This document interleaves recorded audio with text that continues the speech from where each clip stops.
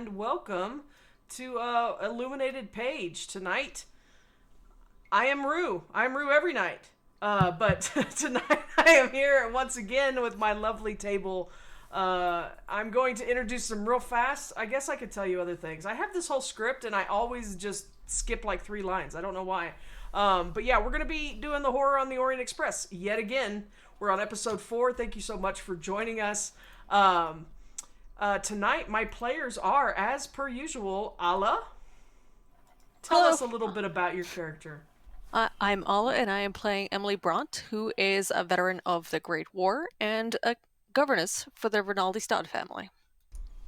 Lovely, lovely. And after Alla, beside Alla, we have Alyssa. Hey everybody, I am Alyssa. I'm playing Cleo Dandridge, who's the occultist. She's the one that you call when shit gets weird. Absolutely, absolutely. And she will laugh at you. Catty corner from Alyssa, we have Matt. Hey, I'm Matt Quiett. I'm playing Countess Johanna Rinaldi Stott. I am full of money and no idea what to do with it. Those are my entirety of my skills, all of them. What a problem to have! Am I right? Right. I'm playing a fantasy game here. That's right. And then what's that like?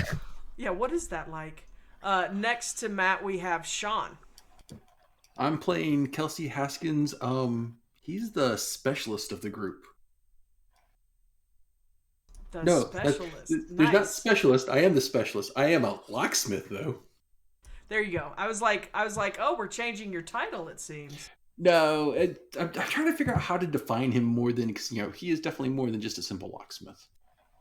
Absolutely, he really is. He really is. We just like to pick on him about being a locksmith. I believe the term is criminal. Yes, that would be a okay. term to use. That's only if you get caught. We use quotes here for that. Yeah. Criminal. Because I've never been caught. It's true. Mark I your ran a bingo background squares. check and everything. I'm pretty sure that the using the quotes around Kelsey's job title is one of our bingo squares. If you haven't seen the bingo square thing, you need to go to our Discord and check out the wonderful bingo for this show that Revna the Wolf has graciously bestowed upon us. I meant to prettify it this week, and life got kind of crazy. So, but for next time, we will have a fully prettified bingo sheet that y'all can use. I don't know what you get. We'll come up with something fun. Yeah, you get to have some fun watching all of our shows to get all your bingo scores filled out. But it'll be fun. Rights. But yeah. Bragging rights. We might throw in a name drop or something. I don't know. Like something cool. Absolutely. I will shout you out on this show, but I have to see proof. No lying. The bingo. I'm watching you. Yeah, full bingo. Yeah. Oh, maybe we'll do different challenges. Get a bingo line, up, down, left, right. Vertical, horizontal, diagonal, those are the words. Those are the scientific terms for bingo. I want to say one of the bingo ones is 4 corners, so you get 4 corners. There is also blackout where you have to get them all. So you should name somebody, like an NPC, somebody if they get like a blackout. Ooh. I wonder how. Oh yeah, that's a good idea. But they have to get it in an episode. So you got to pay attention. I bet we could. You gotta be watching. I bet we could probably do that in an episode. I bet we could probably do that in an episode. I need to look at all the things. Otherwise you're gonna get someone watching all of the past streams to fill out that bingo card. Maybe I'll have to do it in a month. If you can get a blackout bingo card in 4 episodes, you're good. Anyway, yeah, sorry.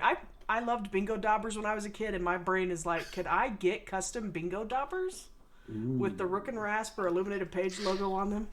I'll find a promotional company that'll shrink wrap some bingo daubers. I'm sure. Or as 5 Minute Crafts calls them, paint pens. Not the same thing. Paint pens are not bingo daubers. They are not. Anyway, moving on. I also want to introduce somebody behind the scenes, my wonderful partner John, who moderates the chat for us while we're here and runs some sound. So if you ever hear sound effects or music or what have you, it's coming from this guy. I don't have any control over that. That is both a disclaimer and a thank you for him.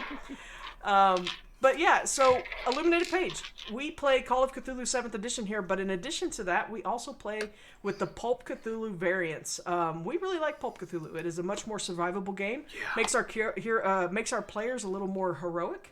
And it's kind of fun, you know? It adds some extra mechanics that increase the likelihood that someone can survive a wound, can survive a combat encounter, or just an encounter, or any kind of... They won't just fall and die if something happens. Right. I'm pretty sure Shawn has had a character fly out a window and die. That was, oh my god, that was 2 years ago. That was my screen test basically for that was your screen Illuminated page.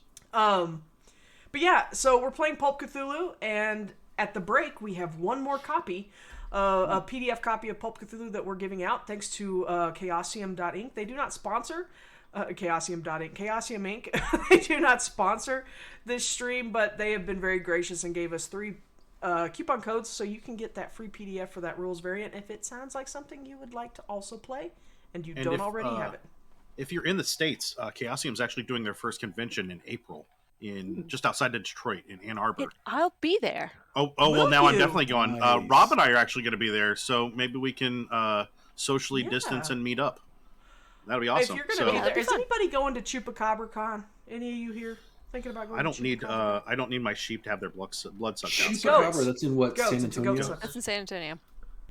Yeah, is it San Antonio or is it Austin? San Antonio. Oh, That's way Chupacabra? too far south. I thought. I don't remember. Either way, we're thinking about going. We have some Discord people that always try to go, and so we may do a little Rook and Rast meet up there. But if Chaosium's doing a thing, I don't know. It's not that far away, Roxy. It really isn't. Straight up in 69, you'd be almost there. My but favorite if you guys interstate. go to Chupacabra, let me know.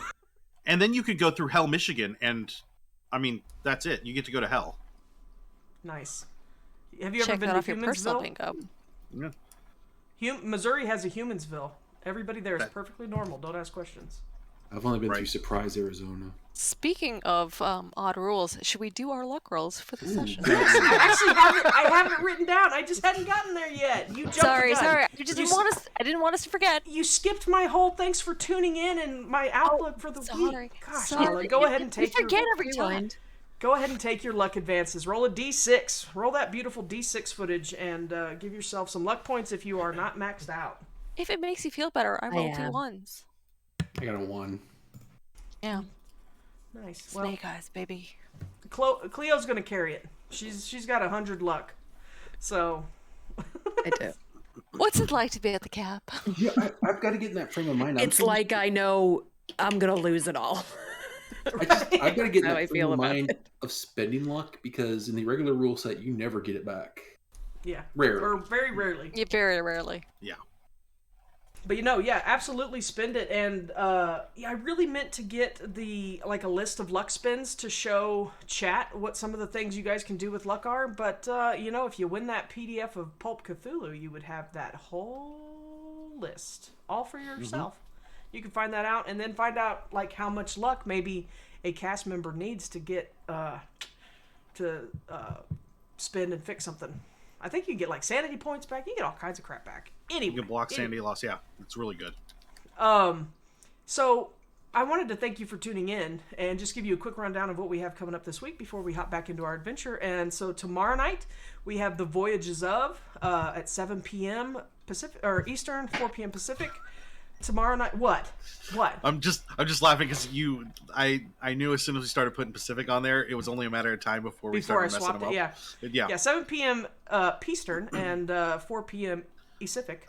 I would like to say tomorrow night is being run by John Kennedy. Who Absolutely, I was going to say not that only as plays a fantastic character, but I would say without giving nods to what he does for his day job, incredibly knowledgeable about Star Trek.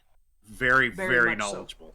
Very much so. It is very excited about this. The next 2 weeks, right? Yeah. So this one's actually a focus on my character, so I wasn't going to toot that one, but this is going to be a character story for Talks. He wanted to toot, guys, I promise. Look, fart joke. Cross that off your bingo. Dang it. Right away. Yeah, I just toss it up there for you, and then you can slam it there. Yeah. But next 2 weeks are going to be John and they are a fantastic storyteller and really knowledgeable. So I'm looking forward to both of those. Absolutely. Well, I'm excited about that. So yeah, we have that tomorrow night, Star Trek Adventures, The Voyages of. We have By Leaps and Bounties on Tuesday night at 8 p.m. Eastern, 5 p.m. Pacific. Alla and I are both on that. That is our 7th Sea 2nd edition actual play run by Danny Delisle, another familiar face in the writing sphere for Onyx Path, White Wolf, Third Eye Games, Paizo, everything. John Wick Presents. They've written for a lot. They've written for a lot. So we've got a couple. We've snuck in some pretty cool writers in the TTRPG sphere, and does your community have them? No. Maybe not. So just saying. Oh. No, don't want to brag, but no, I'm joking. But it is a lot of fun. We've had a lot of fun on the pirate show. We actually sank 2 ships last week, including our own. So here's to being in a lifeboat. No. We're professionals, guys. 2 episodes in. One of us is a professional. The rest of you are all interlopers. Titanic was called the Ship of Dream. That's still 100% sync rate, though, right? Like, it is. That's still pretty good. Yeah. I feel like we're very effective pirates. Yeah. Mm-hmm. We'll get into that on Tuesday. Then we don't have any shows after that this week. It's going to be kind of a quiet week. This is the off week for Growing Shadows, and there is no Seriously Let's Play this week. But 2 weeks from yesterday, so a week from Saturday, we will have Seriously Let's Play Mech Warrior Destiny, which will be a continuation of the game that was played yesterday, Seriously Let's Play Battletech: A Time of War, taking place on Solaris 7. Shawn was in that game. And it looked like it was a ton of fun. Everybody looked like they had a really good time. So I think that's everything I wanted to get to before the show. Oh, look, I have written here, before we get started, let's roll some luck advances. No. You don't get to do that now. You already did it. Alla jumped the gun, so... I like that you acted like you were taking it away, like you weren't letting us have the Exactly. No more luck advances. So let's see here. So let's go ahead and get a recap of what transpired last week. Let's see if this is coherent. I wrote it at 2:30 in the morning. Bear with me and my 2:30 morning break. So after learning the professor and Beddoes were missing and their home burned, Mr. Haskins and Miss Dandridge set off to St. John's Wood to sift through whatever was left that might shine a light on his whereabouts. The Countess and Mrs. Brandt went to the office at the University of London and found little except a diary recounting the events of the Blood Red Fez. Both teams went on to continue their investigations at the Oriental Club and the Scoop's offices, respectively, before returning to Miss Rinaldi Stodd's residence in Kensington. A taxi driver then delivered a message from Professor Smith and Beddoes asking them to hasten to a bedsit in Cheapside. It is there that we now find them in a dark, quiet room, standing around a shadowed bed. A sulphurous odor pervades the stale air, and a dry rasp speaks to them from the pillows, a pale echo of the once booming voice of their friend, Professor Julius Arthur Smith. So, what was that? What was that? That was friend in quotes. That sounds like y'all. Acquaintance. He was an acquaintance, but he considered you a friend. I mean, he did unload some pretty heavy crap on you, I will say that. So, what kind of friend is that? So... Good friend? Oversharer? Oh, me. Someone that doesn't have boundaries. No boundaries. Doesn't respect our boundaries. We didn't invite him to brunch. That was not directed at you. That was directed at him. I know. It just came right after. It came at the right time. Serendipity. But, yeah, you guys didn't even invite him to brunch. He really wanted to just sit down and have a chat with y'all. And y'all were like... You just stared at him and were like, okay, good day. Thank you for stopping by. This is a table for 4. Sorry. Yeah. On Wednesdays, we wear pink. So, you have all gone in this room, like, as I described last week, it's a very cheap room. You would not expect Beddoes or Smith to even consider being in a place like this, but he is badly burned. You have noticed that he's missing, his familiar mustache. The skin is stretched and mottled and pretty... I actually looked up, y'all, forgive me, to see if skin actually melts, because my dad used to tell a story that one of his grandmothers, he'll watch this and be like, I never told you that. No. One of his grandmothers, like, when they were small, I don't know how long their hand was on it, but they touched like a old wood burning stove, and it melted two or three of their fingers together. And I was like, does that happen? And apparently there is a level of burn where it can like denature some protein or something, and as the skin heals, it can form a solid layer. So, you know, a friend that horrifying. was using a broiler on an electric stove, and when she pulled it out, she brushed her finger across the element of the, and it looked like the skin just kind of melted. I've got this bad boy. That's a frozen pizza wound right there. It won't go away. Wounds of our forefathers. You know, it's the funny thing. Yeah, that's what she how was did you pulling out get of the those oven scars? was the pizza. I was pulling stuffed peppers out of the oven and I got too close. No. So yeah, he's not looking good, and his voice is coming in a very wheezy gasps, and he's kind of the more he talks, the more hoarse his voice gets. So it becomes pretty evident to you that he's not going to be able to have like a dialogue, because he's also trying to get a lot of things out.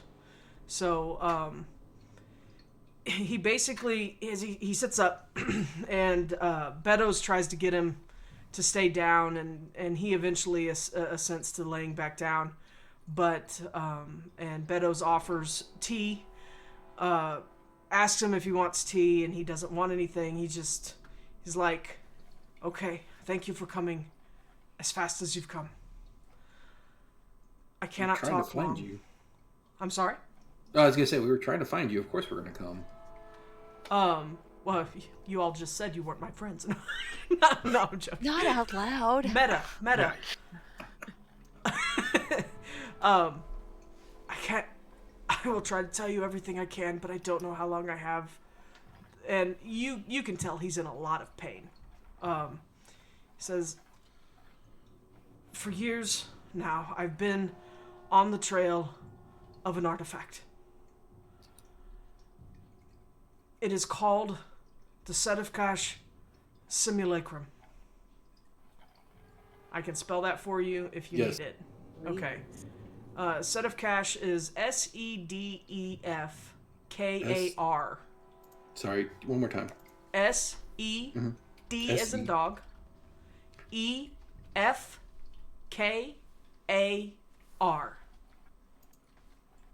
So And then- Sedecraft? Yeah. According to the translation sites that I listened to, it's pronounced Sedefkash.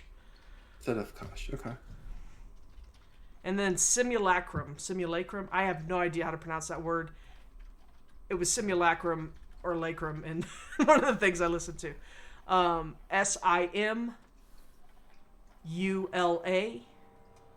Simulacrum.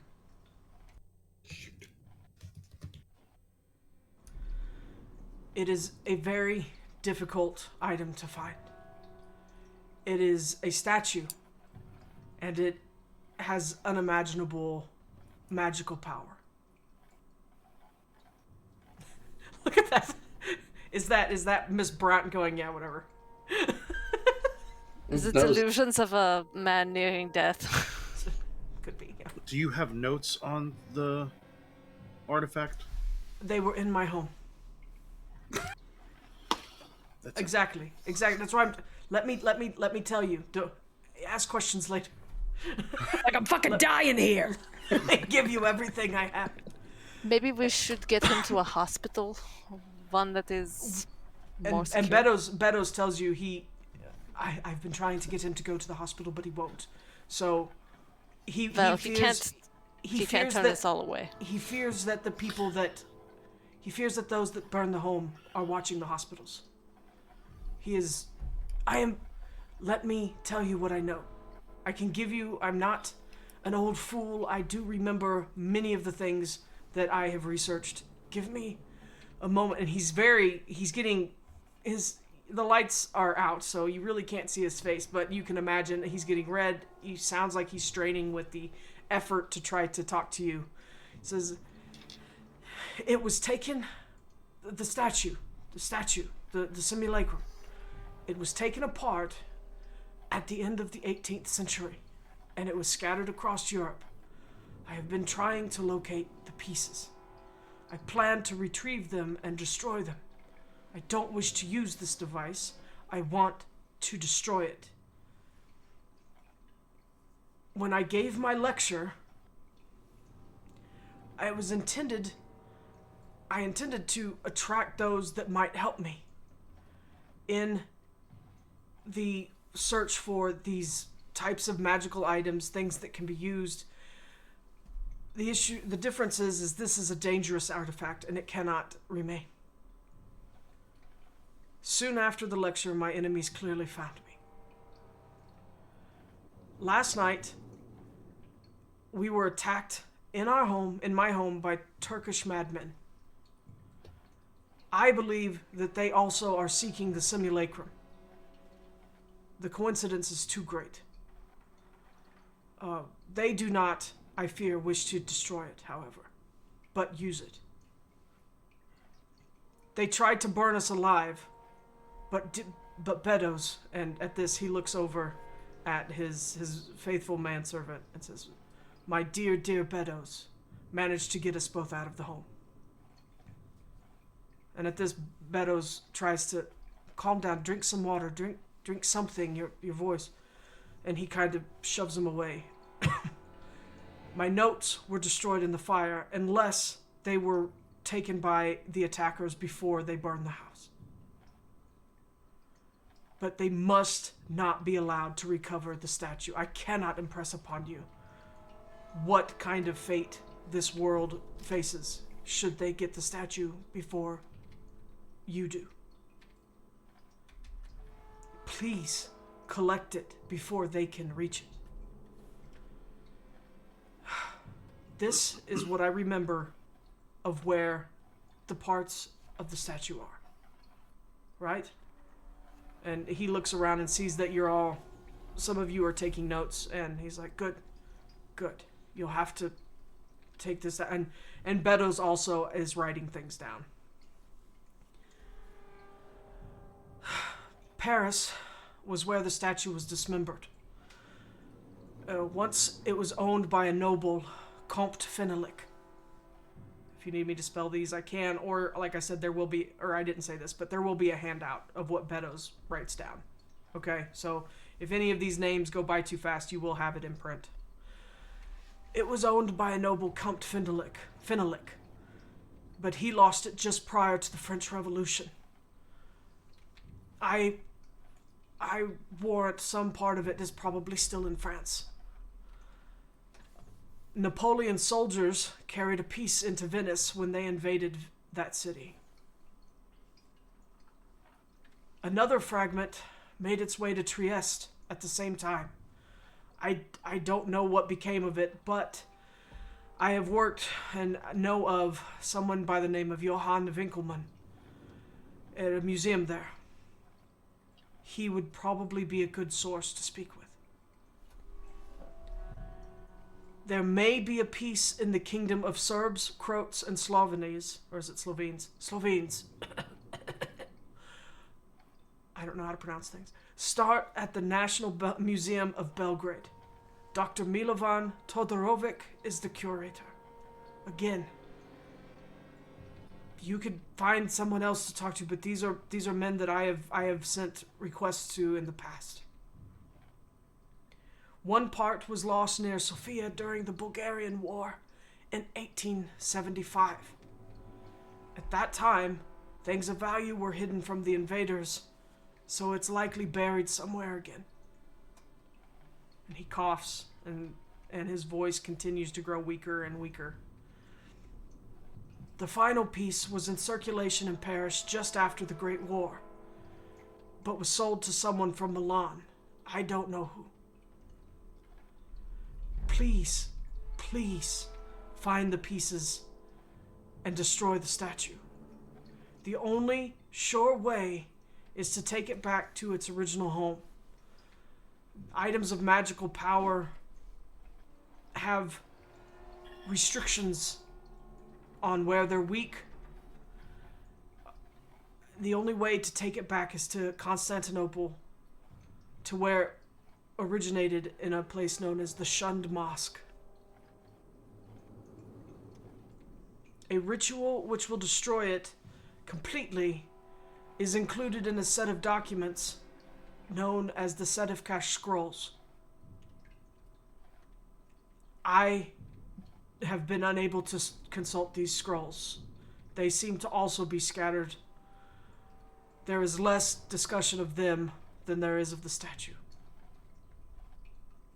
Please, I beg you, go, and go quickly. God help you. And he wheezes and coughs. His voice is now entirely gone, and he lays in silence on the bed, his eyes closed. He is still breathing. He is still alive, but he sounds very, very worn.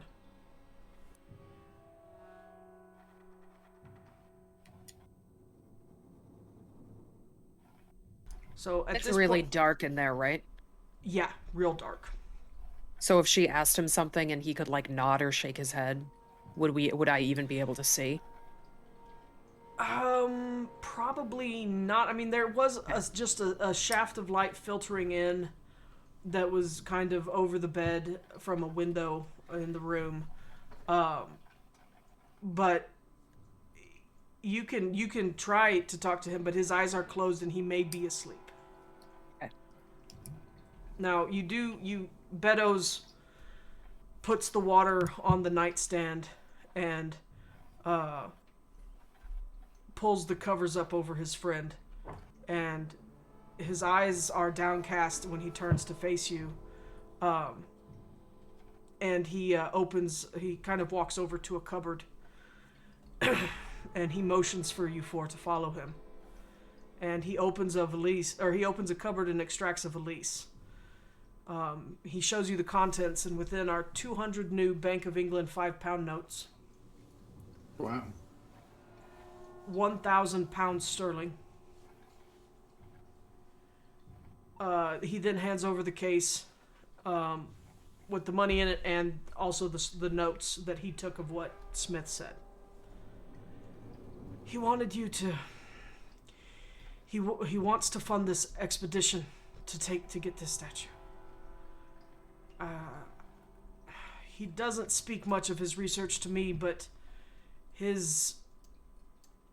the events of the last 24 hours and his words just now have impressed upon me the importance of what or at least his perceived importance of what he was doing. So this is all for you to go and find the rest of the pieces of this statue. He requires no accounting. Just use what you need. Before all this happened, I know he was planning on taking the Orient Express, as many of the cities are along its route. It offers the finest and fastest and most reliable rail transport on the continent, and he is accustomed to comfort. I thought that train was a myth. Oh no, it's quite nice. It's quite nice. I believe I have it written down somewhere. Where did I write it down? I had the, well, we'll get to it if you guys decide to go that route. He says, oh my gosh, what happened? I scrolled too far. He clears his throat and falls silent.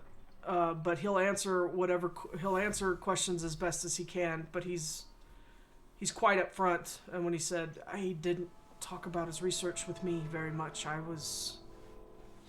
it is not my station, and it is not my interest. Can Roxy answer some questions real quick? I can sure try. Is Roxy there? So it was lost just prior to the French Revolution. I assume that's the first French Revolution, right? The one everybody knows about and thinks about. I would because there were like think 3. So. Okay. Yeah, That's fine. because it mentions Napoleon. Okay. And then there's a part in Paris. There's Yes. a part in Venice. A part in Trieste. I'm not familiar with Trieste. Trieste. Trieste. Okay. E-E-S-T. What country is that in? Do you know? I can look that find out up. real Actually, fast. I guess I have the internet.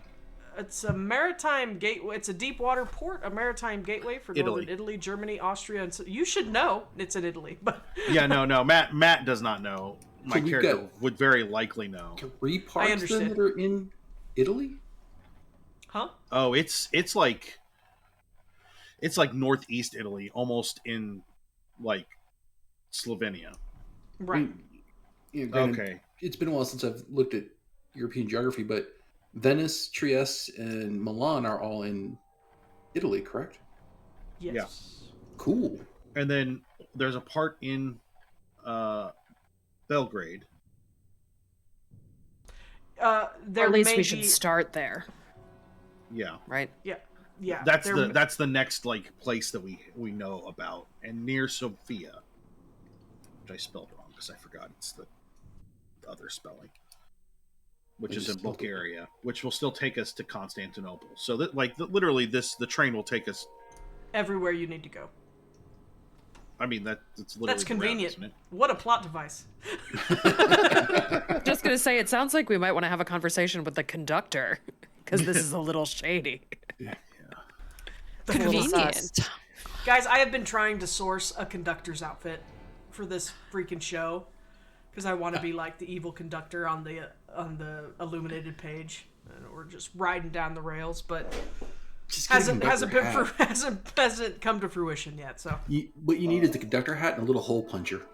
Is yeah, my I'm character just gonna be Tom Hanks from Polar Express. nice? Yeah. Is But my evil. character familiar with either Johann Winkelmann or Milovic the Torovic? I don't know. My handwriting is atrocious. when I'm That's taking all right. pictures. Have you spent any time at the National Museum of Belgrade, or at what was the other one? I mean, I'll play. I just you might Johann, I probably wouldn't. I might know about Milovan Milovan? Todorovic. Like by reputation. If he runs Okay. the museum, I wouldn't think I would know him personally, but like I would know of him. Sure. And then okay.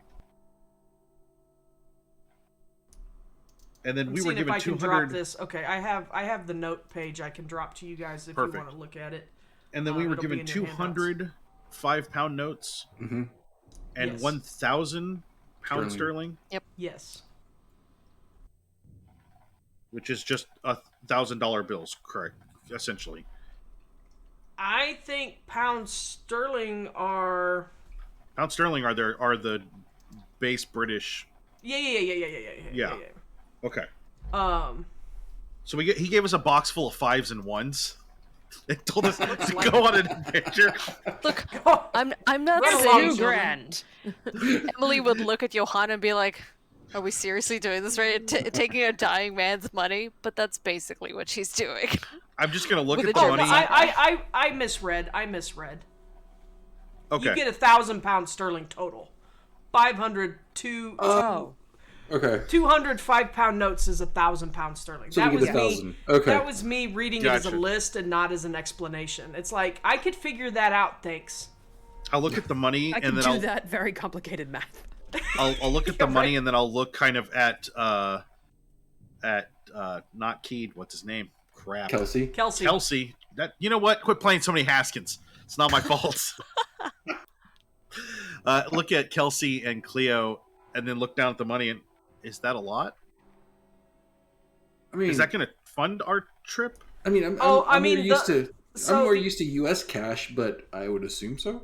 I'm pretty sure the Orient Express. I'm looking for it. I found it in the notes how much it is. So, a first class ticket for the Orient Express running from London to Constantinople costs £21, 14 shillings, and 9 pence. So yeah, y'all are fine. That's Basically one way nothing. all the way to Turkey. You for mean the only less class? than 22 pounds. Yeah, right. Yeah, First the only class. class travel. Like I don't. But What do you mean the big first question class? is that all inclusive? Yeah, it is actually. Absolutely. The Orient Express itself is all inclusive. There is no lack of luxury upon the Orient Express. Yeah, I no, mean, 20 like- pounds at that time was not exactly cheap. That was No. change. It was But no, and that's one thing we'll get to when we get there. But honestly, the staff of, and I am terrible. I need to look up the pronunciation, but I believe it is Compagnie Internationale des Wagons-Lits. Their staff is. Shut up. That's definitely the American pronunciation, but not terribly far off. What is the French? Go. Give me it- the French one, Matt. Well, if you give me the... Well, you have to hold your glass of wine pasta. up in the air and then tilt your nose up a little more, and then say it, and it'll come right out. Compagnie. Yeah, no. Yeah, see, there you go. I failed French miserably. I had French 1 was great. French 2 was like really weird, and then I got a new teacher for French 3, and she was appalled that we knew nothing.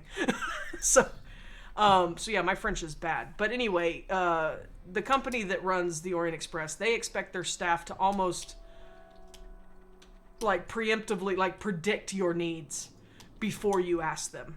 So they're going to be something else going on there. yeah. Oh. Surprise, everybody's like- a vampire. That's just Cleo's opinion.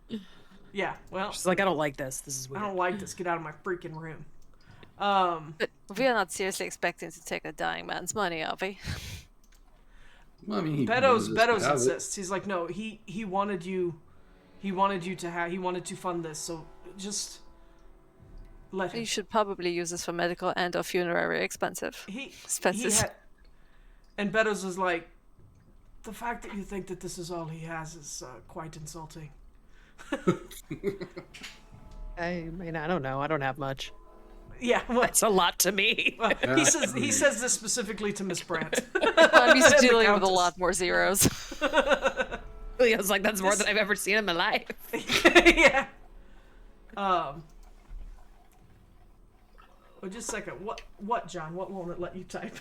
Mustache. Mustache? Oh, I don't know. That's funny. I just don't think John can. Mouse it. It's It might mousy. be autocorrect on your iPad. Sorry, I saw that in the chat and I was like, what is happening?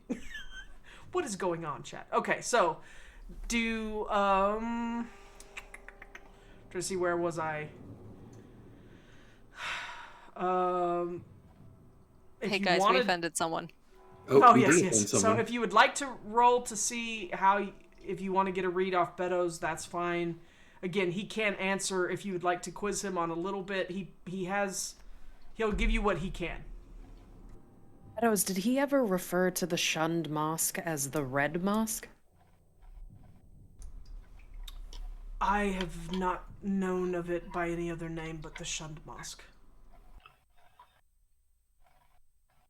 So I do believe he mentioned once that there was a red tower, but I don't know about a red mosque.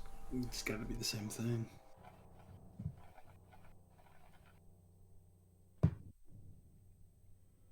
Yeah, we could always go back and visit that professor and ask if she's ever heard of it. Referred to the Shun Mosque. Yeah, that's not a bad idea. But are we seriously entertaining an excursion like this? I mean, this is kind of what I do, so. Yes. Cleo's like, I'm going. I don't know about the rest of y'all, but I'm out there. It's a free trip. I'm at loose ends, and it looks like there's some money to be had. So yeah, I'm in. Yeah. Cleo and Kelsey are like, wow, look at those bucks. And then Emily and the Countess are like, So he Okay, essentially change. gave us $1,300 US, and to put this in perspective, a senior accountant in 1929 made between $120 and $250 a month. So this is literally a lot of money. this is this is like 6 months worth of pay. This is like 40 grand he just gave us, Yeah. or more. Plus, if we go to Germany, like we'll be set. Like we can live for forever on this money. Boo. Well, that wasn't on the list, so I don't think we're going to Germany. Surprised they skipped over Germany in 1923. That big surprise. I should mention this. These are men that are trying to kill the professor and might be trying to kill us. Oh, that's given. This is not a leisure trip. Why would they want to kill us? I don't know. Some weird.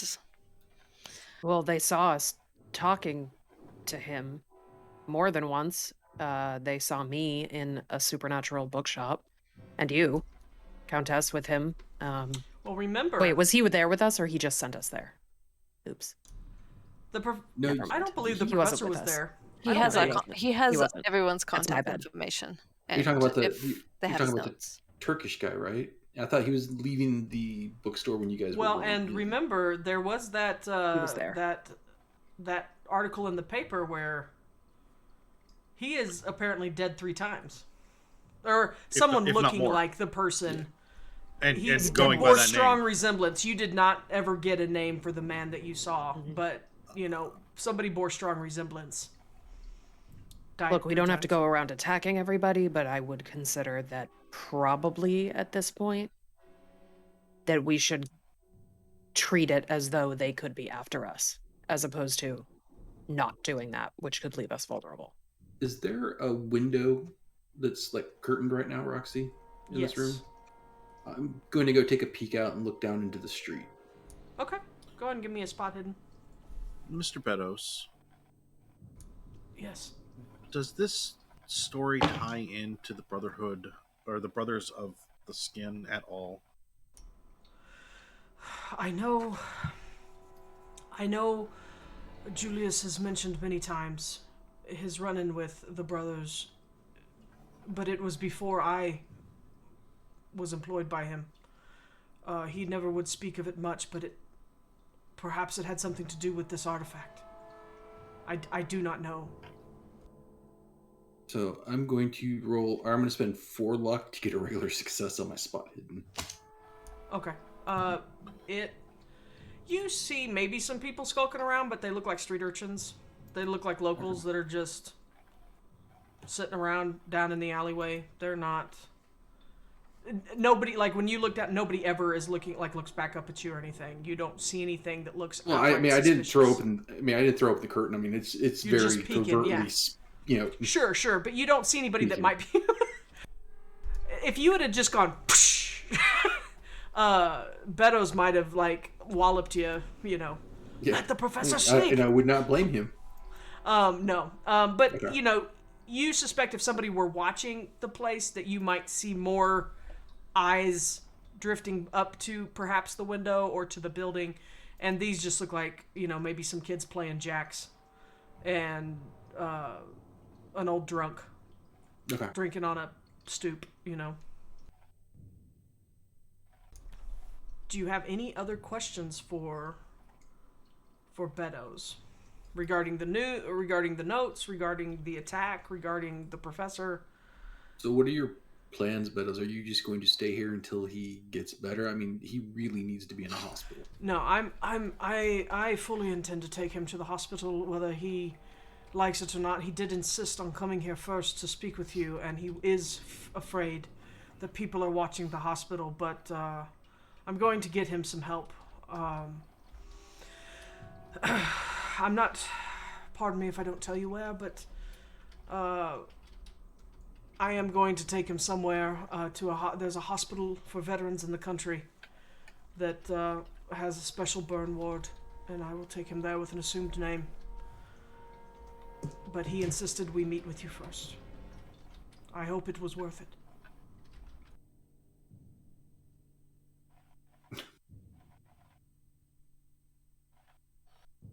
Cleo, your note, your telegram suggested that we check the reading room.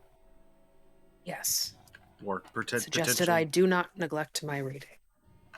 I think that perhaps we should go there and look at information and see if they have anything on the artifact and the scrolls related to it. You can call it the statue. That's how I refer to it in my notes, because simulacrum over and over and over again in my notes is The frustrating to statue. type. It's a statue, thanks. Okay. I'm trying not to be offensive with my pronunciation, so I'm just gonna call it a statue. Although simulacrum is an English word, so all I'm offending is people who know vocabulary. That's all. All the grammar people. Right. But yeah, if that is all, just know that I will try to send you updates via the telegraph. The book says telegraph restant. I don't know that restant. He's gonna send telegraphs if you want to keep in touch with him. He will make sure that you are apprised of what's going on back home, and would like to probably, receive updates. Cool. Yes. Did we give him back the picture? I was gonna do that before we left. Okay. Did you have any other questions for him? Or are you going to be heading out? I don't think there's any more information we're gonna get here, guys. I don't think he knows. I don't want to tax the professor anymore, because I feel like if we keep prodding him for information, it's just not going to help him in the least. Yeah. Okay. Not to worry. Well, So, if the four of you prepare to leave, again, he will restate. I will keep you posted. I don't want to say the name. I don't know. I've never been attacked like this before, and Julius seems to feel as though it's something much bigger than anything we've ever dealt with before, and I just don't want not that you would let word get out of where he is, but I don't trust the least saying many things out loud. The least, as long as talking's hard. The less people know, the safer you both will be. So Thank you keep for where your he's going to understanding. yourself. And when you send a telegram, just tell us his condition. Don't give any other information about where he's at. In fact, when you send a telegram, you probably need to go further away from where you're at the hospital before you send it, just to keep him safe. So the telegraph restant, it just means that the person receiving it must provide proof of who they are to receive it. Awesome. That's good to know. Okay. You all knew that. I did not. I thank you, Mr. Haskins. I really do appreciate your help. If it will ease Julius's mind, I'm glad that you four are here.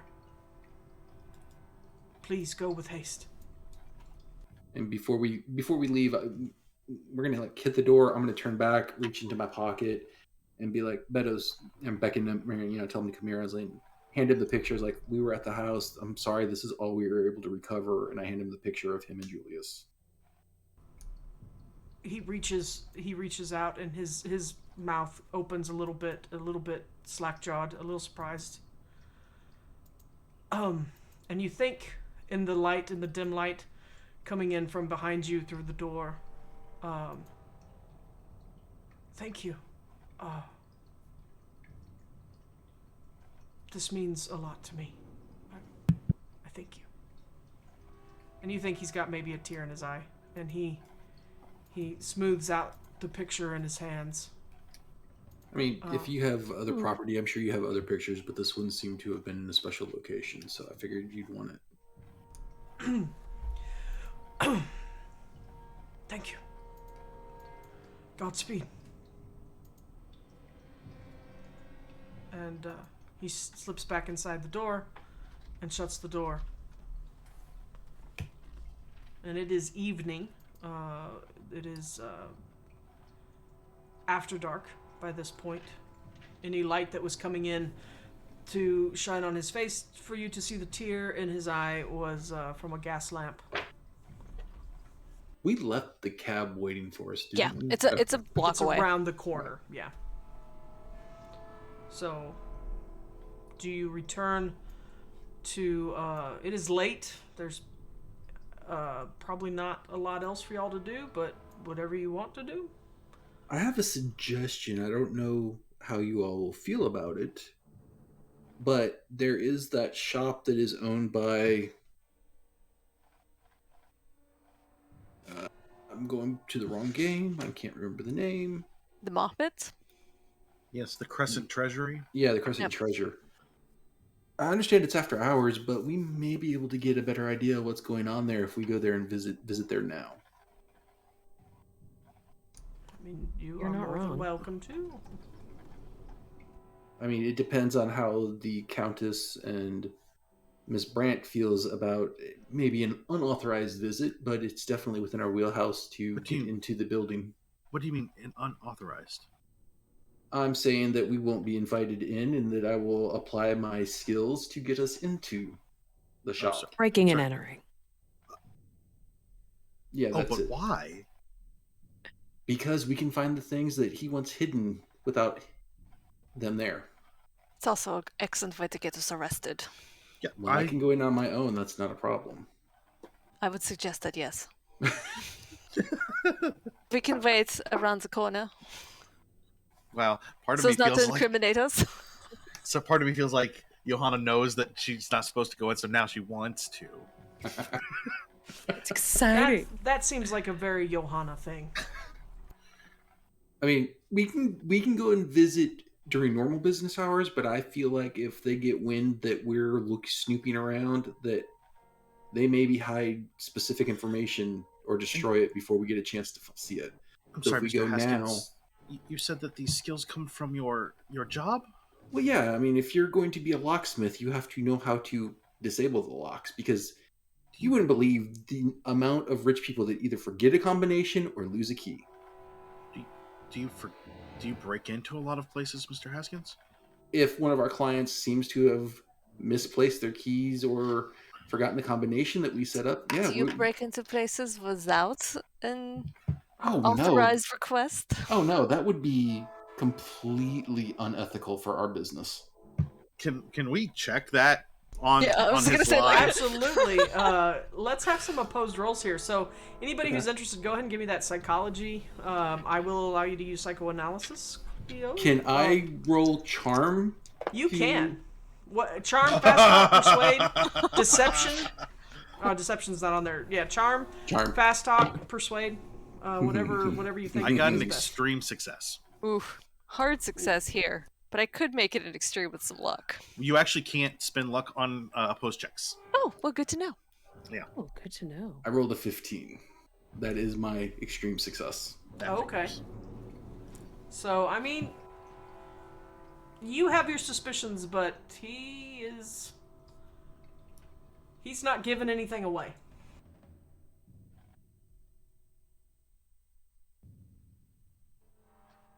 It's up to you. I mean, Look, how about we stay around in the alley, perhaps, and if you run into any issues, you can, scream for help.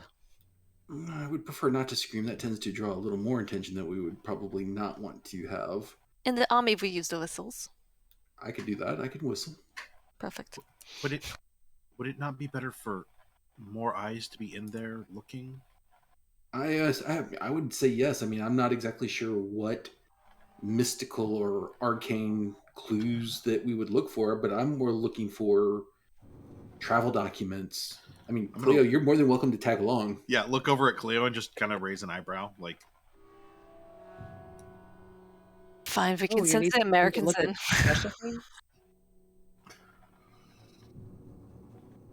Something insulting Americans.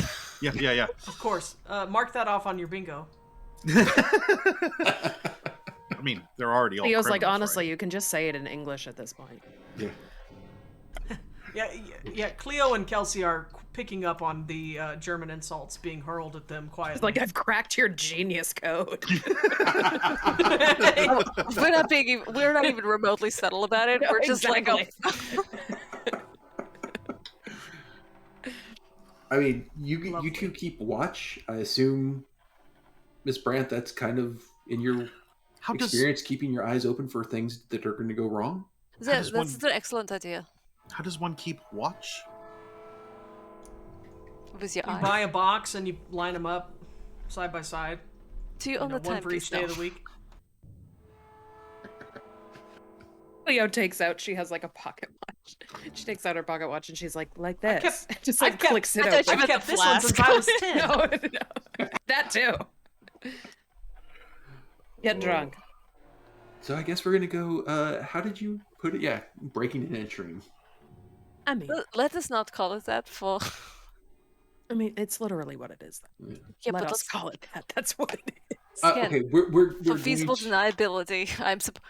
You can call it whatever you. I mean, As a I'm scholar of joining the in, law, so no matter what I I call will- it, it doesn't matter. Let's see what would be a better term then. We're going to You are gather evaluating the information. security of this business. Visiting the ghosts. I mean, you could have been hired by the shop owner to make sure, Exactly. see if Yeah. anyone is. This was a hired security analysis that you are performing. Of course, you Unexpected don't have a too. contract with you because who carries that in the middle of a work night? No.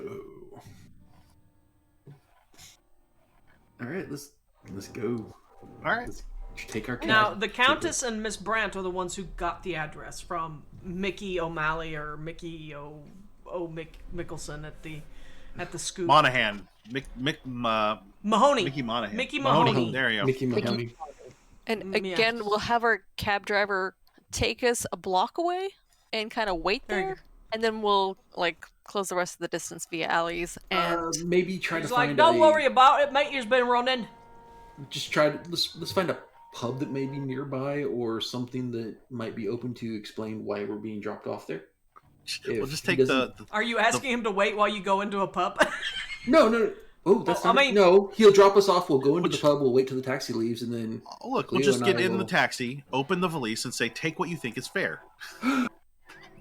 no, that's not how also, this works. also the Countess. Countess is rich. They have nightly meetings with other rich people at weird locations on a regular basis. This is nothing cab drivers are like, oh yeah, rich people again. I'm just surprised that you took a cab and you didn't just have a car. I assume you have a car that you. And you I have a assume we driver. did too, but I don't drive it. I mean, if you want to have a car that we can drive, I figured it would be less obvious. For security measures, we don't want to take our car there. It was Yeah, we didn't want to smart take the off. nice car Smart. to the poor part of I town. see. Exactly. That's a good way to lose your hubcaps. You were thinking ahead. Stop it. All right. So, do you stop? Do you stop at the pub, or do you? Well, I mean, just dropped off somewhere so that it's not Okay. suspicious to him. and you don't make him wait then. No. Well, No, do we? no. No. If we will want perhaps an escape vehicle. For this night operation that you are doing, that is totally within the confines of the law. He reiterates. He's like, "Oh, I mean, I'll wait for you. Designate your driver and all that." And he, Brilliant. it's young, some young. I don't know what that sound was, but some young kid, is like, "That's fine, mate. He's running," and he's like, "All right here," and he just idles. It's January. It's cold. He's cold, but he's bundled up. I don't know And if there's making lots of money. Yeah, he's making good money. He's like, "That's fine." We're not going He's to throw like, open his "Come on." vehicle. This is probably the nicest fare he's had in a while. Actually, I need to see proof that you've got the cash to keep me waiting a little bit longer. I'd just pull a money clip out. Some leftovers. He's eyeing from... the Countess with kind of a leer in his eye. No. Oh, I've got I'll the- pat myself down and pull whatever bills I have no, in my no. pockets. No. Is this enough? No. Yeah, all right. Better hands away. I mean, you got more on that? Where'd all that This is come fair from?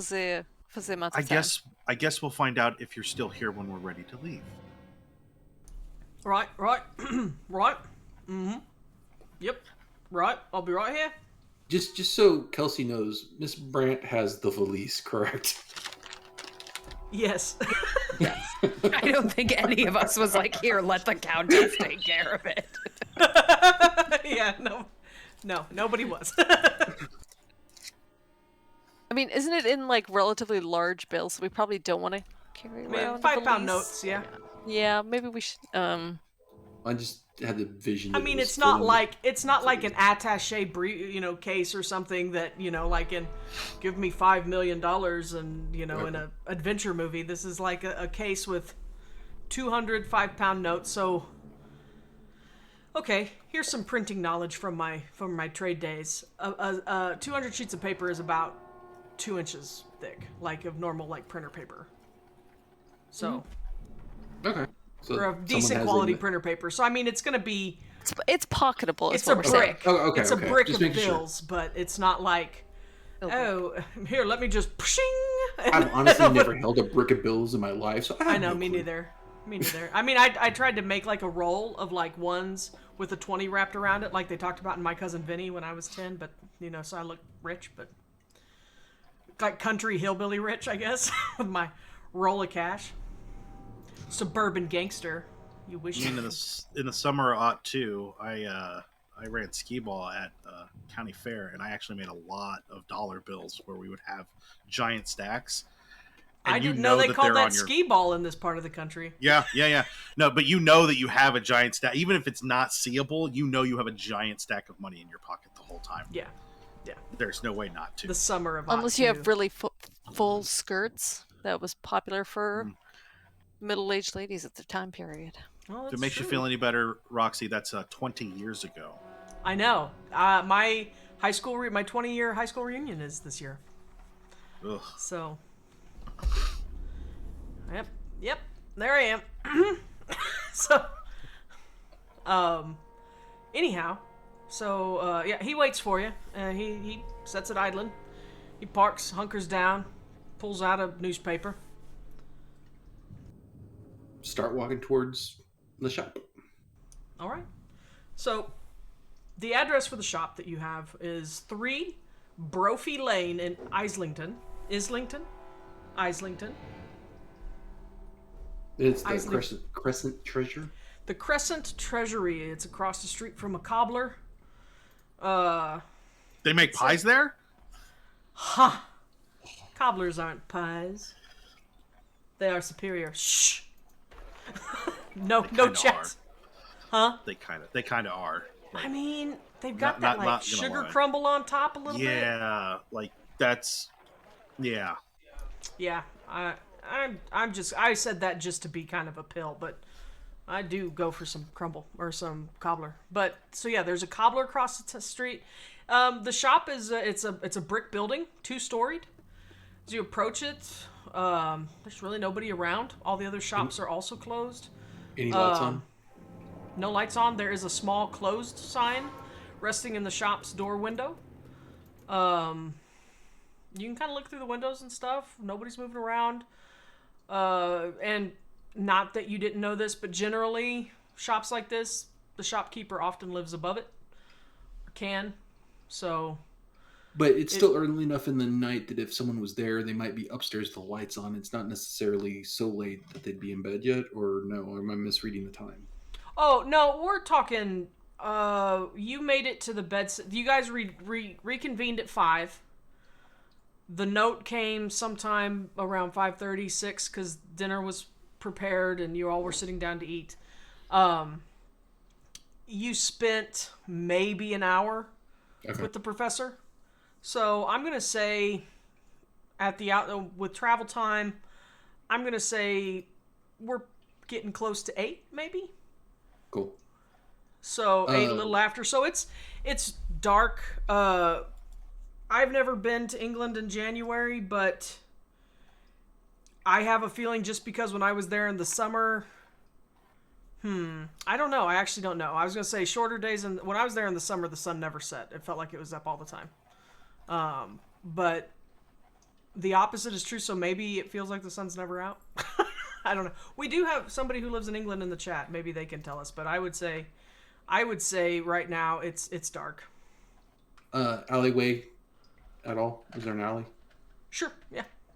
It's a small alleyway in between a couple buildings, and then there's like a back alley around behind the building if you were to go in there. I'm gonna look at Cleo and just kind of beckon to her, and we're gonna head down the alley because I'm not going in through the front. You're not going in through the front? How dare you? No. How dare you? Because I'm not Aaron. Fraulein, I'm assuming it True. is all right if we stay out here for now. Unless we are needed. Let's Okay. just listen for a whistle. Does anybody else go in with him? Cleo, do you go in with him? Yeah. Okay, cool. So, go ahead and give me a locksmith roll. That's not me. Ooh, I was regular like success. reaching. It Regular can't be you. success? Don't let it hold you back. Rolled an 80, and my regular success is 80 and below. So We do have Nice. some rerolls on the table. Oh, do we? I forgot. Yeah, you guys have like 3, right? I think think We so. do, mean, yeah. unless this is a super secure lock, which I would know, I would assume a regular success would get us in. I wonder if the reroll. So y'all. Sorry. Pause on the adventure. This is a Roxy thing. During Growing Shadows the other night when I was supposed to be playing, I was like, I bet I could make a chat command so we could count rerolls in chat. And crap like that. And honestly, Revna's got us covered. We have 3 It says we have rerolls three- left. 3 rerolls. nice. So unless a regular success isn't going to get us in, I mean, I'll do a reroll. No, but- regular success is fine. You're all good. Okay. So Well, Streamlabs says we have 1, but I think it's a liar bot. Streamlabs says we have 1 because it's from Growing Shadows. And I don't have the wherewithal to deal with that tonight. So, but maybe next time I'll teach one of my moderators / John and or Revna how to add to the. Nice. I need to just mod Revna, to be honest. Obviously, yeah. But Oh no, Revna, you make up whatever number you feel like, 35, 80, however many right. rerolls you want to tell us. You're Several absolutely hundred right. is 3 is fine. great. 3 is fine. I said 3 before anybody else did. So No, I'm It's true. It's true. solid on this 3. That sounds about right. there we go. Okay, you should be modded now, Revna. There. I think I'll I have go- a personal one that I haven't used yet from like our pilot episode. I'm Yeah. still like Oh, hoarding please that do, one yeah. reroll. Yeah, I look, have. those- look at Cleo over there with all the luck and all the rerolls just basking in It's it. all gonna get like burned. And then the hot It's gonna be dice a you've real been bad having, day. because your dice have been like on fire. They've been good. So yeah, you are able to get in there easily. I'm gonna whisper very quietly to Cleo, like, I don't know how good your night vision is, but no lights. We're gonna try and do this as quietly as we can with as little attention as we can. Is anything specific? What are you looking for? Anything? I mean, what are you just? I don't know anything. I don't want to offend you, but what are you looking for? Occulty. I mean, it can be anything. Sometimes it's something that's totally Normal. normal, that someone has changed into something else, but generally sort of ritual things have kind of a very specific aura Okay. around them. For our players, I did go ahead and just drop a map of the Crescent Treasury. It's kind of a wonky map, but we dropped it into the handouts. So if you would like to look at it to kind of get an idea, you have come in. It doesn't show a side door, but there is a side door, according to me. And it's going to be back in the... we'll say you came in that back door. At the very top of... or what would be the top of the ground floor. If you see that. So you come in back there. As you explore and enter into the shop proper, you do find a showroom filled with unremarkable pieces of Egyptian and Arabic and Persian brasswork, rugs, ceramics. Some, maybe most, clearly reproductions. Nothing too exciting down here. There are stairs that you pass on your way in that would lead up to probably living quarters. Now, like I said, from the outside, you saw no lights in any windows. It is not that late, but you also don't really know anything about the person who runs the shop. Right. Just a name. I'm looking for, I don't know, travel documents, any paperwork that may tell us anything. Okay, if you... I know that's really... I know that's really... It's really clear, but... No. So if you're still in the downstairs, you can go ahead and like sift behind the counter. Looking around the showroom, you don't see any... Like, you're well aware that nothing would be there. Out there on display or anything. So if you want to search behind the counter, go for a spot hidden roll. Okay. Ooh, 21. That is a hard success. Okay, so under the counter you find quite a few of his account books and records just kind of shelved underneath the counter there, dated well organized. Purchase invoices are in there, show most of his goods were imported from Turkey and the Middle East, or purchased at London auction houses. You do see a couple weird things. But do you have an accounting roll? Would one of you like to make an accounting roll? Is how I should have said that. Give me an accounting roll. I don't need an accounting, and I can try That's it. fine. But Yeah, I have a 5. that's what I've got. I mean, you could always steal them. Yep. Oh, you know what? Can we steal the real? We'll just take the real record. I mean, the weird sure, records with if you us. want. Yeah, go ahead and take I it. mean, you're already breaking, entering. What's the harm? You find no travel documents or any real personal information in there. It's all primarily store related, invoicing, records, purchase records, things like that. Would you like to go upstairs though? If there are living quarters upstairs, you would know that would probably be more where those kinds of things would be. Do you want to take the risk? I mean, if there isn't much here, we can see. Can I listen to see if there's any noise coming from upstairs? Sure. To hear anything? Sure. Ooh. Yeah, no, that's not good. That's a 97. That's... Okay. Did you want to roll, Cleo? I can roll. What am I rolling? A listen? Yeah. Listen, yeah. That's a regular success. You hear no movement upstairs whatsoever. Like that Tried. you hear like maybe what would be a soft thump of a door closing, but it is not in this place. You think it's probably in the shop or apartment next door. Okay. I don't hear anything. I'm going to pause with you guys for just a second and go back out to the street where you both hear a door close and some shuffling feet and a kind of rotund fellow appears in a dressing gown and his slippers and comes around the back of the building. He's like, he sees you in the alley and he's like, what? He's like carrying a trash bag. He's like, what are you? Who are you? Why are you in this alley? I will take out my flask, Okay.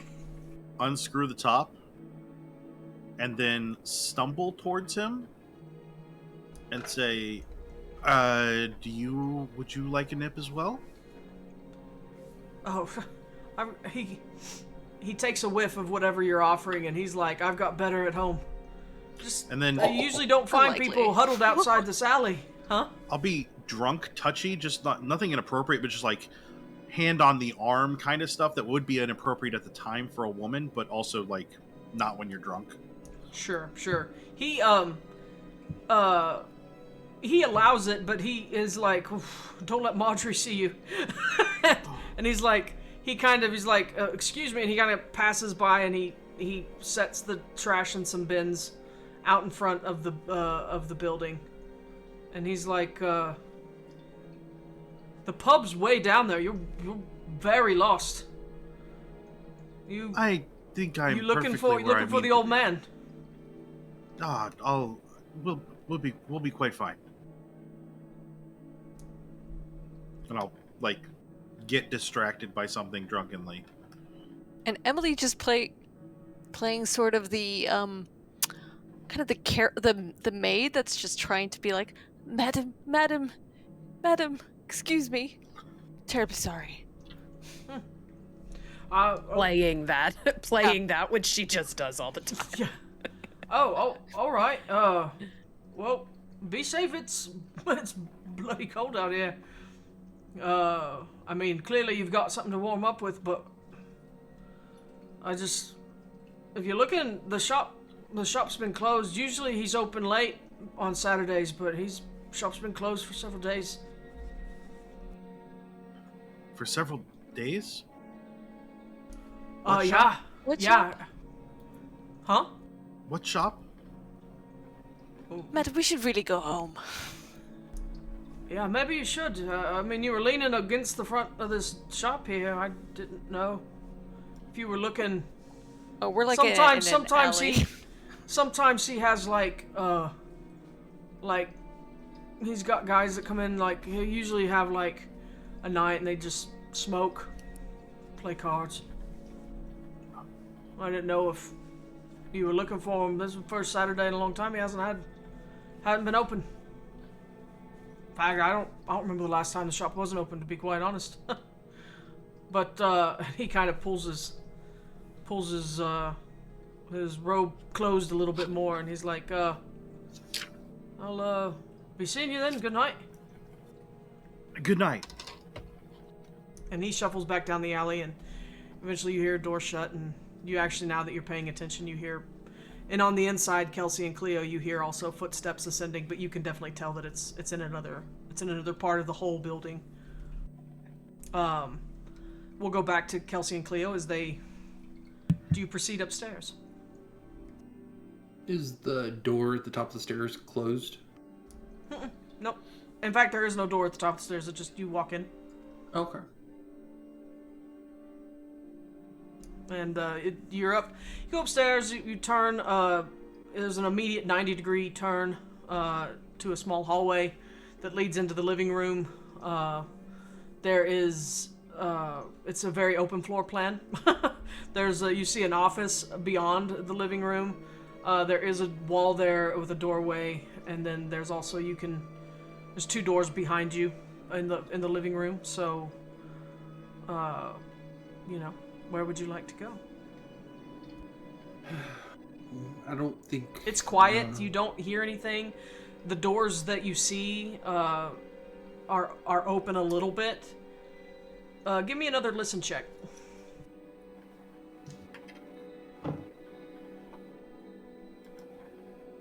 Regular success. You hear nothing. Mine's a extreme success on the nose. Extreme success? You think you hear some mice scritching in the wall, but I think I hear some mice in the wall.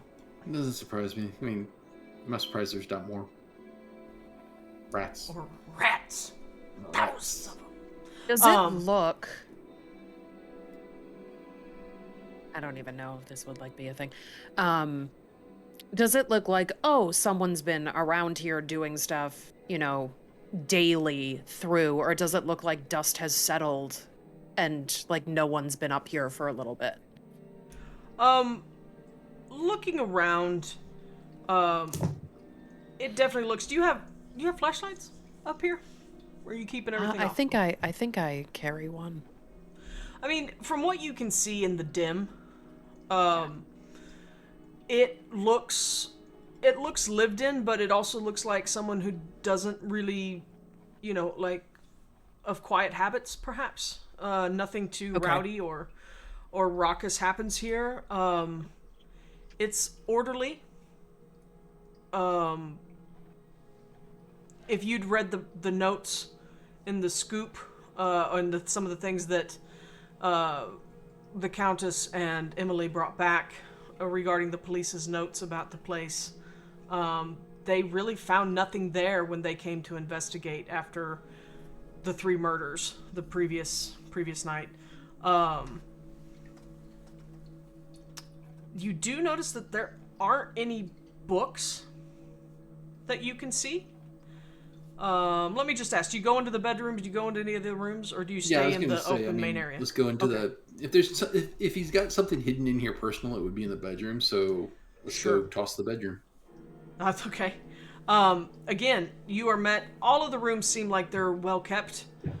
Someone clearly lives here. It doesn't seem too dusty. It seems like the kitchen seems like it's been used within the last few days. It doesn't look like dust has been able to accumulate as like in a long absence or anything. But if he happened to be one of the individuals that died the night before, then you would think that the house would be used. Go ahead and get me a spot hidden. When I say there are no books anywhere, there are no like bound books, no literature, no any kind of tomes like that. But you do find more shop ledgers and other types of ledgers, personal accounting, things like that. Extreme success at a 13. I rolled a 70 and a 10, so Okay. 13. Fantastic. So with that spot hidden, when you're going through the house or going through the apartment and then also going through the bedroom, you notice that there is no luggage in the house at all. You remember that each of the individual Mehmet Makriets that were found dead at the Chelsea Arms Hotel had bona fide traveling papers that brought them to London quite recently. You see no luggage that might indicate that he'd been on a trip recently or anything like that. There is an old leather satchel with a broken handle. Some of the bedroom dresser drawers are half empty of clothing. It either something's very odd or perhaps he left and abandoned the property. But again, if he did, he hasn't been gone long. Can Cleo do a general kind of, I don't know, energy read on the space? Sure, go ahead and give me a medium roll. Okay. So Oh, many okay. jokes when you say That it was like almost a 90, and then it rolled to a 30. Nice. So that's a nice. 34. So that's a regular success. You reach out and it feels oddly empty. Like nowhere's empty, right? Right. Every place that you've gone, if you know, there's always some type of, whether it's a heightened emotion, something that's you can pick up on. This apartment and the shop below, they seem pretty empty. And I forgot to ask, what does the shop deal in? What was in the So front below, room? downstairs, you found a lot of what uses some. I said some, maybe possibly most were replicas of Egyptian, Arabic, and Persian brasswork, rugs, ceramics. It's Mostly it's kind of a kitschy. Yeah, it's imported. It's a little, hey, I want to, a wealthy English person says, I want to decorate my house in something from Asia. Let me go to that cute little Tuesday morning down on Dryer Street. Exotic. Brophy It's a Lane. bric-a-brac store. Yeah. Pretty much. For all your bric-a-brac needs. Okay. Yep. So nothing worthwhile to nothing worthwhile. No travel documents, but again, no luggage. So if they did leave, they would take their travel documents with them. So either, I want to relay this to Cleo. There's no luggage, there's no travel documents. So either they'd already packed the stuff up and left before they were murdered, or there's a fourth one out there somewhere. Yeah, I mean, there were already 3. It doesn't feel like there's been anybody here. I mean, are you picking up on anything? No, it's actually kind of strange. Dead Most end? places have something. They have some kind of like an energetic aura of sorts. No matter if it's, something quote supernatural or not, generally a space has an energy. And there's just not anything here. It just feels empty. Like a lived-in feel. Yeah, like a lived-in feel. Yeah, and this is just like void. Which is a strange thing to feel, because feeling nothing is kind of a contradiction. Well, yeah, because they would have been living out of here, what, up till... That was... When did they get murdered? The night before, Roxy?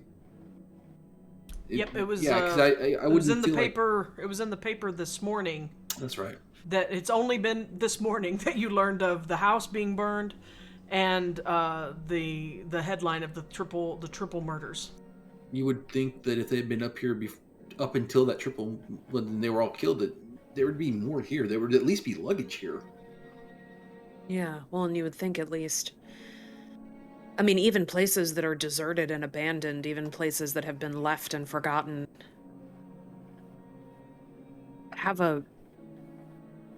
they also have an energy. It's generally sad or lonely. It's very rarely nothing. I don't like it.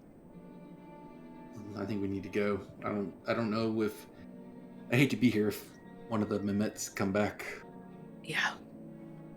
Especially if they're not leaving any kind of... Kelsey's trying to say it seriously, but he's still not a believer. You know, especially if they're... You know, he has no energy. He's not a believer. Not a believer. Let's go back down to the Countess. Maybe they can make some sense of these ledgers that we got. I mean, maybe it would be good to have something. All right. We'll stealthily leave. Okay. No worries. There's nobody to really hear you. The neighbor went on his way. He doesn't hear a thing. He just came out to take out the Throwing trash. open the windows. Hello! It's Christmas morning! God bless us, everyone!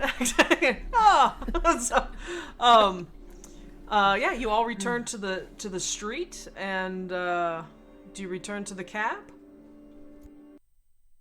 Yeah, I don't think we're gonna have this discussion in the middle of the street. No, I think we head back to the house. Okay. Yeah, I was gonna say probably not in the cab either. Yeah, no. Okay, yeah, no. Yeah, well, he's waiting for you, whatever his name is. He never gave it, but he's like, oh, well, that didn't take you long. It's the shortest pub visit I've ever had. And buckle up. And Just takes there's out no her seatbelts. flask, and she's like, I just had to fill it up. Yeah, we're good. Yeah, and he returns you to House Rinaldi Stad, and we are going to pause for a break. It is now our halfway point. So if you are in chat, as I see people are, thank you so much for joining us. We really appreciate it. Please stick with us. We're going to take a 10-minute break. Let our players stretch their legs, refill their beverages, perhaps stuff food in their face, as I might do. And then, oh yeah, mark that off on your bingo card. Cleo took a drink from her flask. And, so, but yeah, we're going to take a 10-minute break. We are giving away that Pulp Cthulhu PDF. So go ahead and let's use the word crescent. Enter crescent in the chat one time. And my handy dandy chat moderator over here, John, will be watching, and we will have a little bit of a roll-off to see who gets, well, if more than one of you enter, I suppose, to see who gets that PDF code, and we will DM you with that or whisper you with that code, or if you're in our Discord community, we can catch up with you over there. But thank you. Give us 10 minutes. We'll be right back with more in horror on the Orient Express here at Illuminated Page.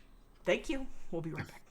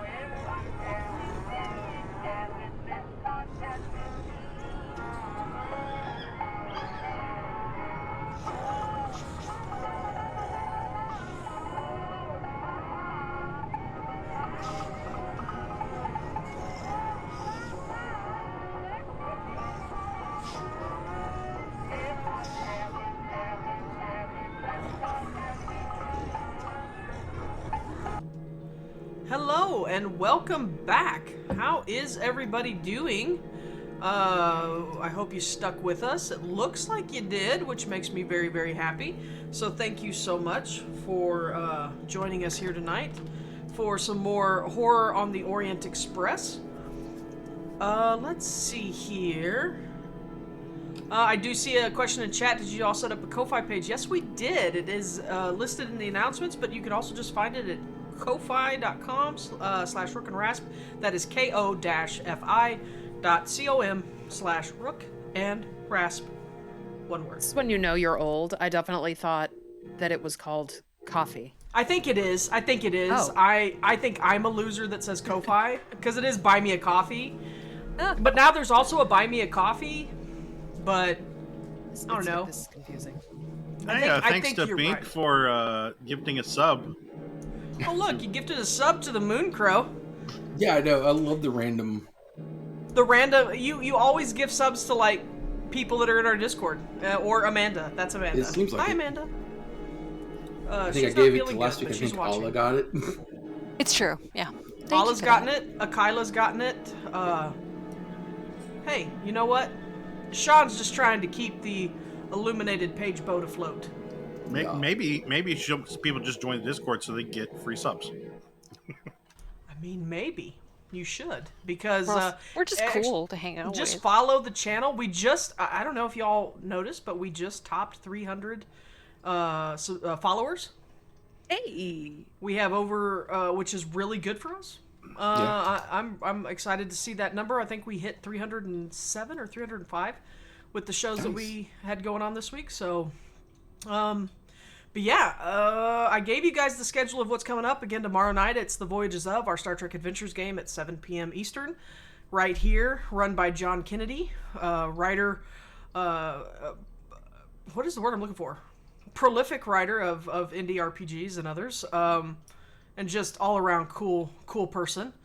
Tuesday night we have By Leaps and Bounties, our 7th Sea 2nd edition actual play here. We're pirates and kind of. We're not really pirates yet. I was a sailor, an honest sailor, and these weird people showed up on my ship, and then these pirates showed up, and I might have accidentally set our mast on fire, but that's neither here nor there. I didn't mean to. And that's at 8 p.m. Eastern on Tuesday night, and then then it's quiet, and it's back here on Sunday. So I'm sorry, I had to go back to work. You set the mast on fire? Not just the sail, but the mast? It was never the sail, it was always the mast. Oh my goodness. It was an accident. I shot this magical item, and an arc of lightning came out and struck the mast. I didn't get enough raises to mitigate that issue. That's cool. It was a big whoop whoop, and I didn't mean to. It was Hey, what could go wrong when you shoot magical artifacts of immense power? That you have no knowledge of. Nobody could have known. You know what? I have one skill. It's pew pew. You're very good at that. I'll never be useful again. No, but no, it's a fun show. Please come out and join us for any of our other shows. There is no shortage of fun people and fun stories being told here on Rook and Rasp. And then next Sunday, we are going to have a break from this campaign. We're going to do a special one-shot event run by my partner John. It will still feature Alla, Alyssa, sorry, I can't think of names. Alla, Alyssa, and Shawn. And a friend of mine, Michael Holmes, who some of you may know from Saving Throw Show. He's appeared on there. He appeared on Geek and Sundry / Project Alpha in their brief Eric's TBD RPG when they did Doctor Who. He was on there for a couple episodes, an episode or two. So, but yeah, cool people, cool games. We want to have a good time. So please join us for that. It's going to be a special little Pulp Cthulhu adventure run by John. And if you're not familiar with John, the way John runs games, well, you're in for a treat. So, without further ado, I believe we're back, and we're at House Rinaldi Stad, going over the events of this evening.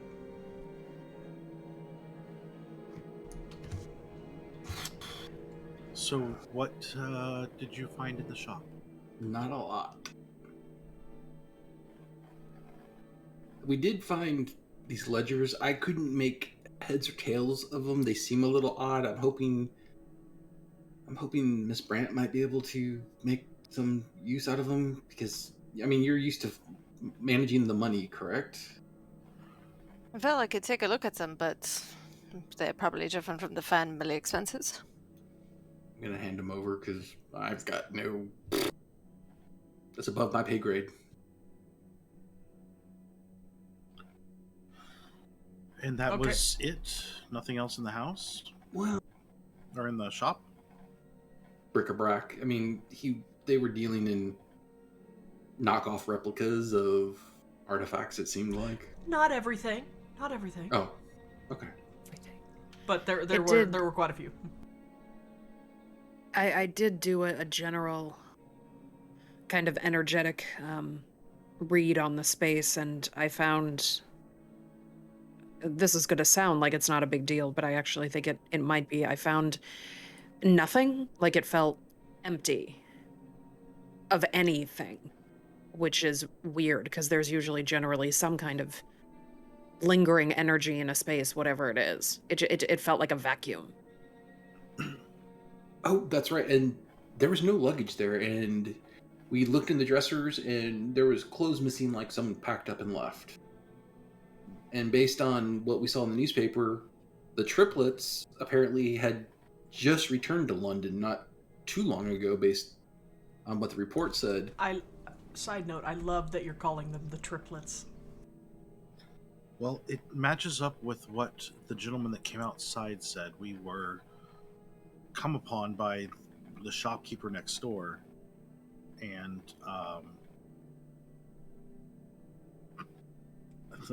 sorry, Dustbuster Imp is giving us luck advances.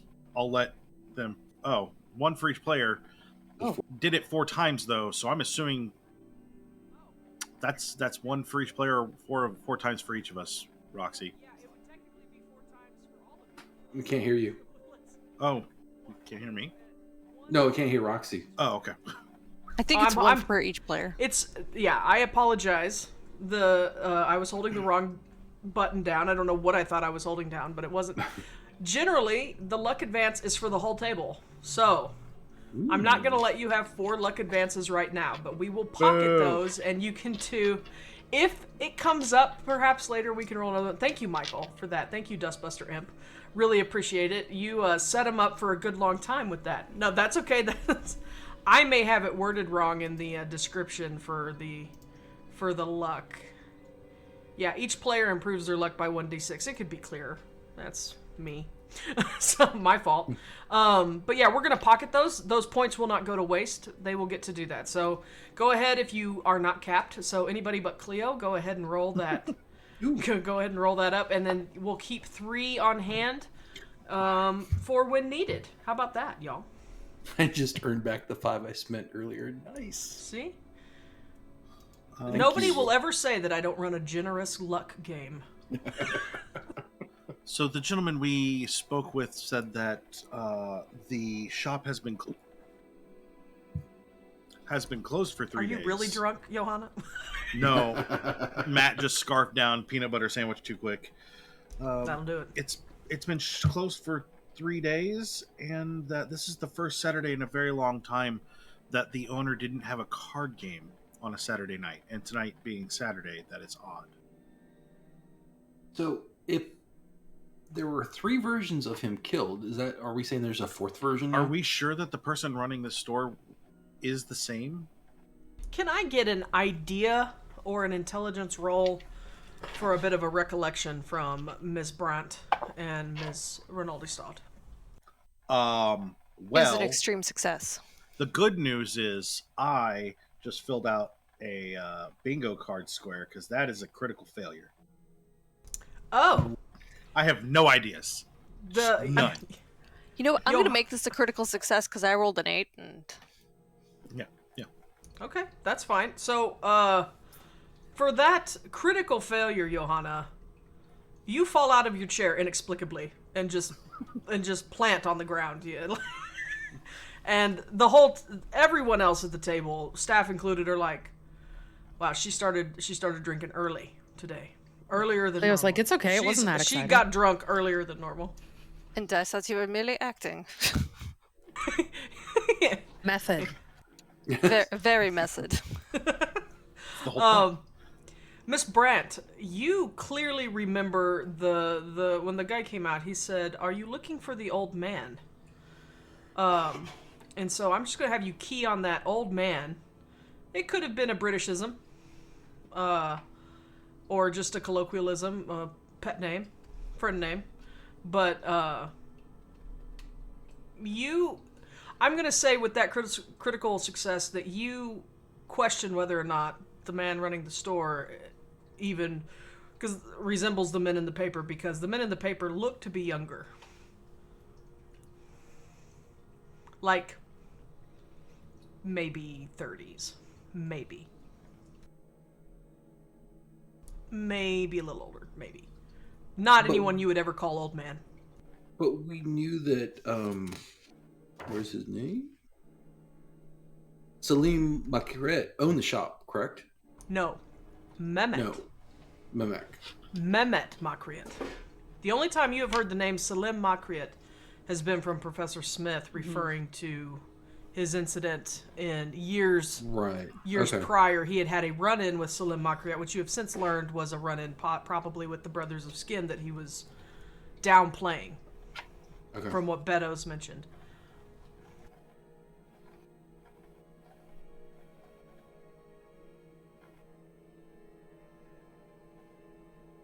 What does the ledger look like, Emily? Is there anything there? Go ahead and That's give me that. That's an excellent question. Did you give me an accounting roll? Certainly. It is a regular success. Okay.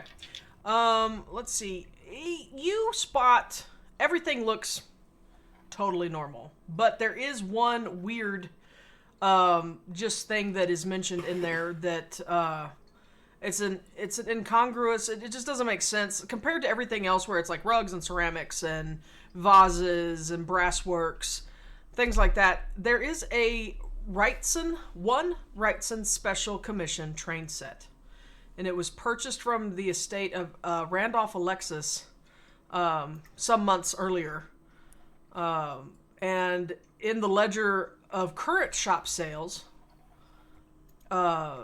you see that the last item sold was one Wrightson Special Commission train set, and it was delivered to a Mr. Henry Stanley in Stoke Newington for £1. What was those names again? I'm sorry? Who was it delivered to? Oh, Henry Stanley. But you would notice, Emily, with that success, that never in any of the other, like as you're paging through and you're leafing through these ledgers, he has never bought, sold, or done anything with toys, trains, dolls, anything like that. It completely doesn't make sense why this is in his ledgers. And his ledgers his records are extensive and very well ordered.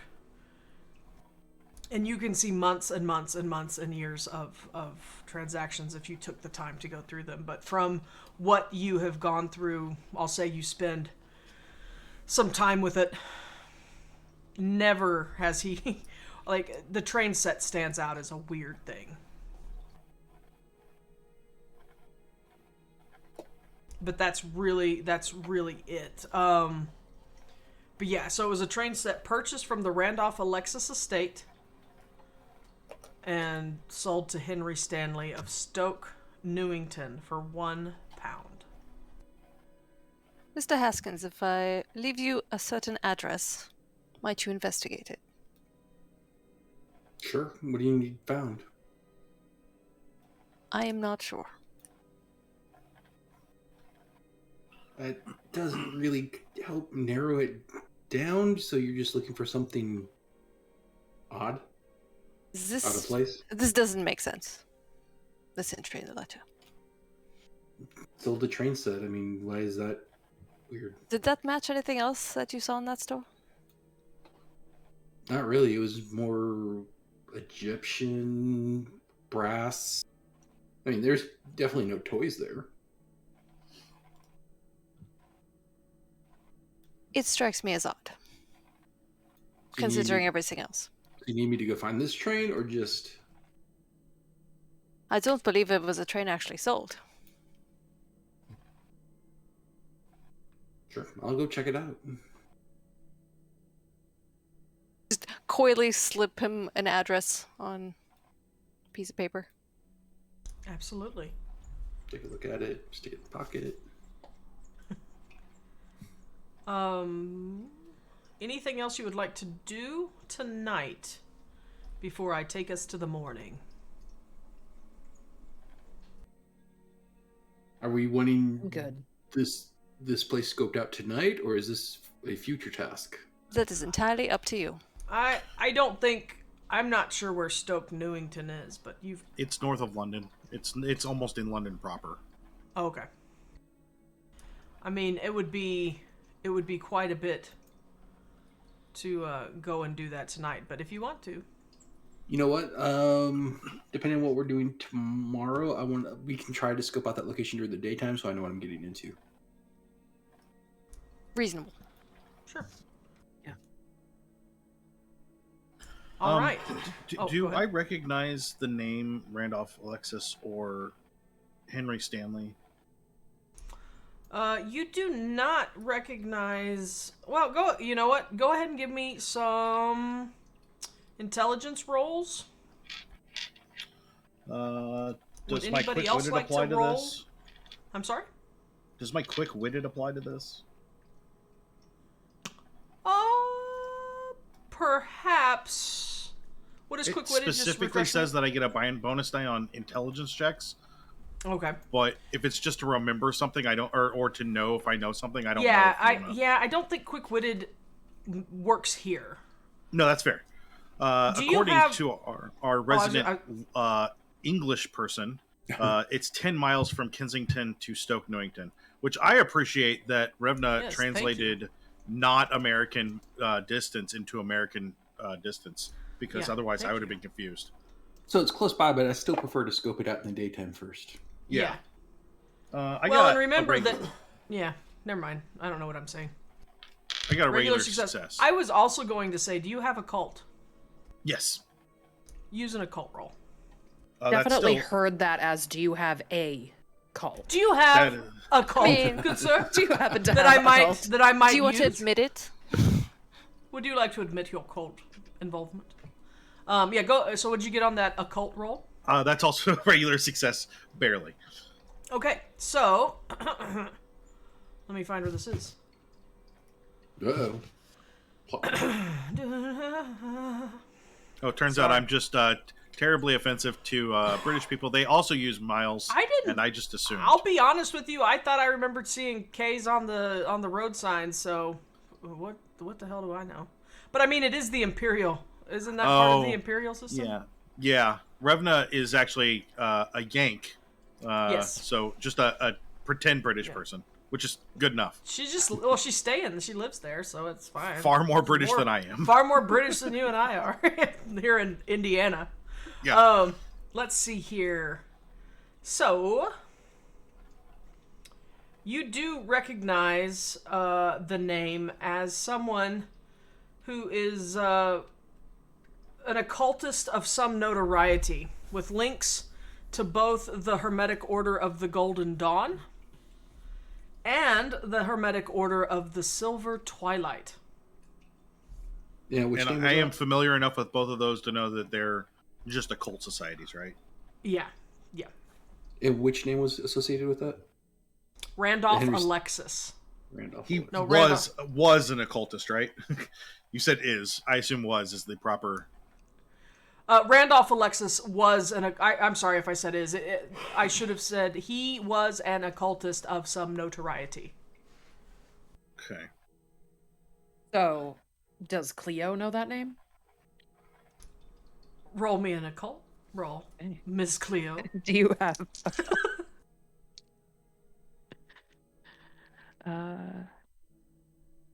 Cocked. That's a regular success. Yeah, so you have probably heard of him as well. You may have may have even heard of his son, but also his son is not really... his son has similar interests, but not known. And you're really not sure if he's part of the orders. But... It's the Hermetic Order of the Golden Dawn and the Silver... Twilight. Silver Cleo, Twilight, have you heard of the Golden Dawn and the Silver Twilight? I don't know how prominent Let they me are ask outside of our England. GM. Yeah, you have. The Okay. Silver Twilight is very prominent in Arkham. I mean, it's not talked about in polite society, but it is. They have like a lodge in Arkham. For those in our audience that are not familiar with Lovecraftian lore and stuff, the Silver Twilight Lodge is a big deal. In fact, and if you've ever played any of the Arkham Files board games from Fantasy Flight, the Silver Twilight Lodge plays a huge part into it's a thing that you can interact with. There's a big super adventure that I want to play called something of Azathoth. That the focus point is the Silver Twilight. They're huge. If you watched Lovecraft Country, I'm pretty sure that the Silver Twilight Lodge is also mentioned in that. Yeah. So it's just kind of that. Oh, it's just a bunch of guys getting together and smoking cigars and drinking, expensive liquor, and it has nothing to do with anything. But does it? So, Cleo, have you heard of the two of them? Yes, I have. It's my understanding that that there's a gentleman named Randolph Alexis that was, I assume, if this is him, a member of both of those, and was a well-known occultist here in England. I'm not sure if his name has traveled across the Atlantic or not. It has. In your occultist books that you have collected, Countess, would you have looked for books on British occultists or occultists of the time or anything like that? What's his name? Crowley is huge right now. Like, he's very prominent, and anything attached to that, I would have been reading. That's probably where my uncultured occult of not quite 50 is from. Very prominent and very divisive. Yeah. Very. But go ahead he also and give me a library use roll, Johanna. Sure. I actually have that. Oh, hey, I even succeeded. I got a regular success. Okay. Well, you happen to have a recent volume on British occultists, and you go and fetch it, and you flip through it, and you see a note in there that father and son both met unfortunate ends. Randolph Alexis Sr. died in a train derailment while traveling to Liverpool in 1897, while his son, Albert, disappeared from his home in 1917, believed murdered by person or persons unknown. Only a few drops of dried blood were found, and the smoke-filled room suggested that the assassins had tried to burn the house in order to conceal their crime. Ooh, sounds spookily familiar. You said 1917? Yes.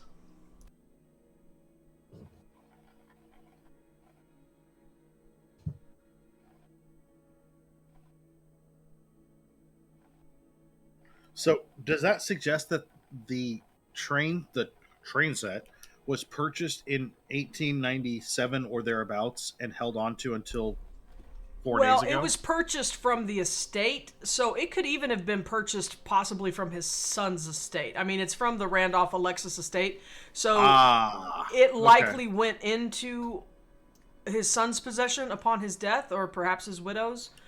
There's really no telling, but it could have passed. She found the ledger entry. That's what I was like. There's a word for the thing I see in my head. The ledger entry was somewhat recent. It was some months before, but it just sold again to Mr. Henry Stanley. And Henry Stanley, the name doesn't ring a bell at all. No. It's if we are making some assumptions, and the Crescent Treasurer deals in occult artifacts, it's likely that what this supposed train set, was purchased and then resold, and it is in fact another artifact being obfuscated from greater watching eyes. I couldn't tell you what the artifact would be. An occultist like Mr. Alexis would have any number of items. I don't get the impression that the crescent moon, from what we saw in the shop, dealt in anything other than decor. And you are, of course, merely a locksmith, correct? Just smile. Okay, mark that off your bingo cards if you got one. Again, snide remark about Kelsey's profession. Mr. Haskins, you hide quite a bit. The occult is out in the open, but I think that Cleo could tell you that we are not, those that practice are not well looked on. So we're not going to just find a store full of artifacts that people can go buy. Unless you come to my store. Unless you come to a store in a place that just doesn't care about decorum. The U.S. If that wasn't plain. Wow. Well, we've already filled that bingo mark, so... Yeah, but you can mark it a couple more times. To be fair, I don't care about decorum. Wasn't wrong. It would be my expectation that is being hidden, either because it's just an occult, something of occult origin, or because it is something of power that they don't wish tracked. But then you wouldn't put names like this on there. It's too easy to find. All right, so then are we all thinking the same thing then? That this is a piece of the statue? It all seems too coincidental. It's also possible that these crumbs of bread have been left haphazardly because no one looks into these sorts of things, or when they do, their house is burned down and they are left in a burned state. So remind me, Countess, is this house a rental? Are you going to miss it if you poke too much? It is it was purchased by my family some years ago. We have estates in many cities. It is well insured. Oh, congratulations. Because if we start poking around too much, you may lose this. I would be sad about the books. But there are more books. There's always more books. So, how do we want to go about this then? Do we want to follow up on this train? Do we want to go talk to the professor that we talked to today? Earlier this day? Yes. I forget what we talked to. I would like to posit that our next step is the reading room at the British Museum. I also would Sounds good. like to go there. I think that we need to look into the artifact that the professor feels is at the heart of this issue, and look for the scrolls. See if there are any mentions of the scrolls attached to that. To destroy them. Yes, and then I also believe that Cleo has something to track down there. Who knows what that could be? I mean, if we're destroying a statue, or parts of a statue, wouldn't a sledgehammer be enough? What kind of ritual do we need to do here? No. Destroying an object doesn't destroy an energy. Ever. And right, if so we just if I smash it up into really understand, tiny bits and scatter it. well, but if I understand my reading correctly, that could actually harm the person trying to destroy it. It could. These artifacts are built in such a way to protect themselves. We all heard a story once about some gunslinger shooting a magical bracer and it setting a ship on fire. What can you do? You don't want to fart around with that stuff. Could happen to anyone. Anyone at all. So, you guys want to push on till tomorrow morning? Yeah, I don't think there's much more Yeah. that we're going to be able to do. Okay. So you all bed down for the night in your wonderful downy sheets and your goose feather pillows.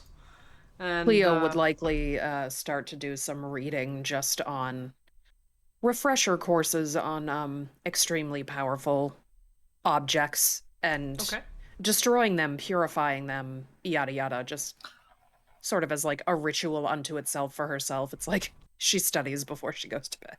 Yeah, I sincerely doubt that I have anything in my library that has anything to do with any of this, but I would want to at least look at the titles to remind myself what's there, to see if anything is corresponding, and if it is, like, read through it skim through it real quick. But if not, just leave it alone.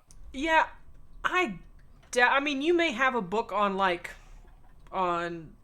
on cults of Europe. Sure. Like recent ones, and so you may have some stuff on the Silver Twilight Lodge and things like that. No, if it was either one of those two Hermetic Orders, I would read up on those enough to familiarize myself with them again. Okay, cool. Yeah, for sure. Yeah. I don't know if it'll apply, but who knows?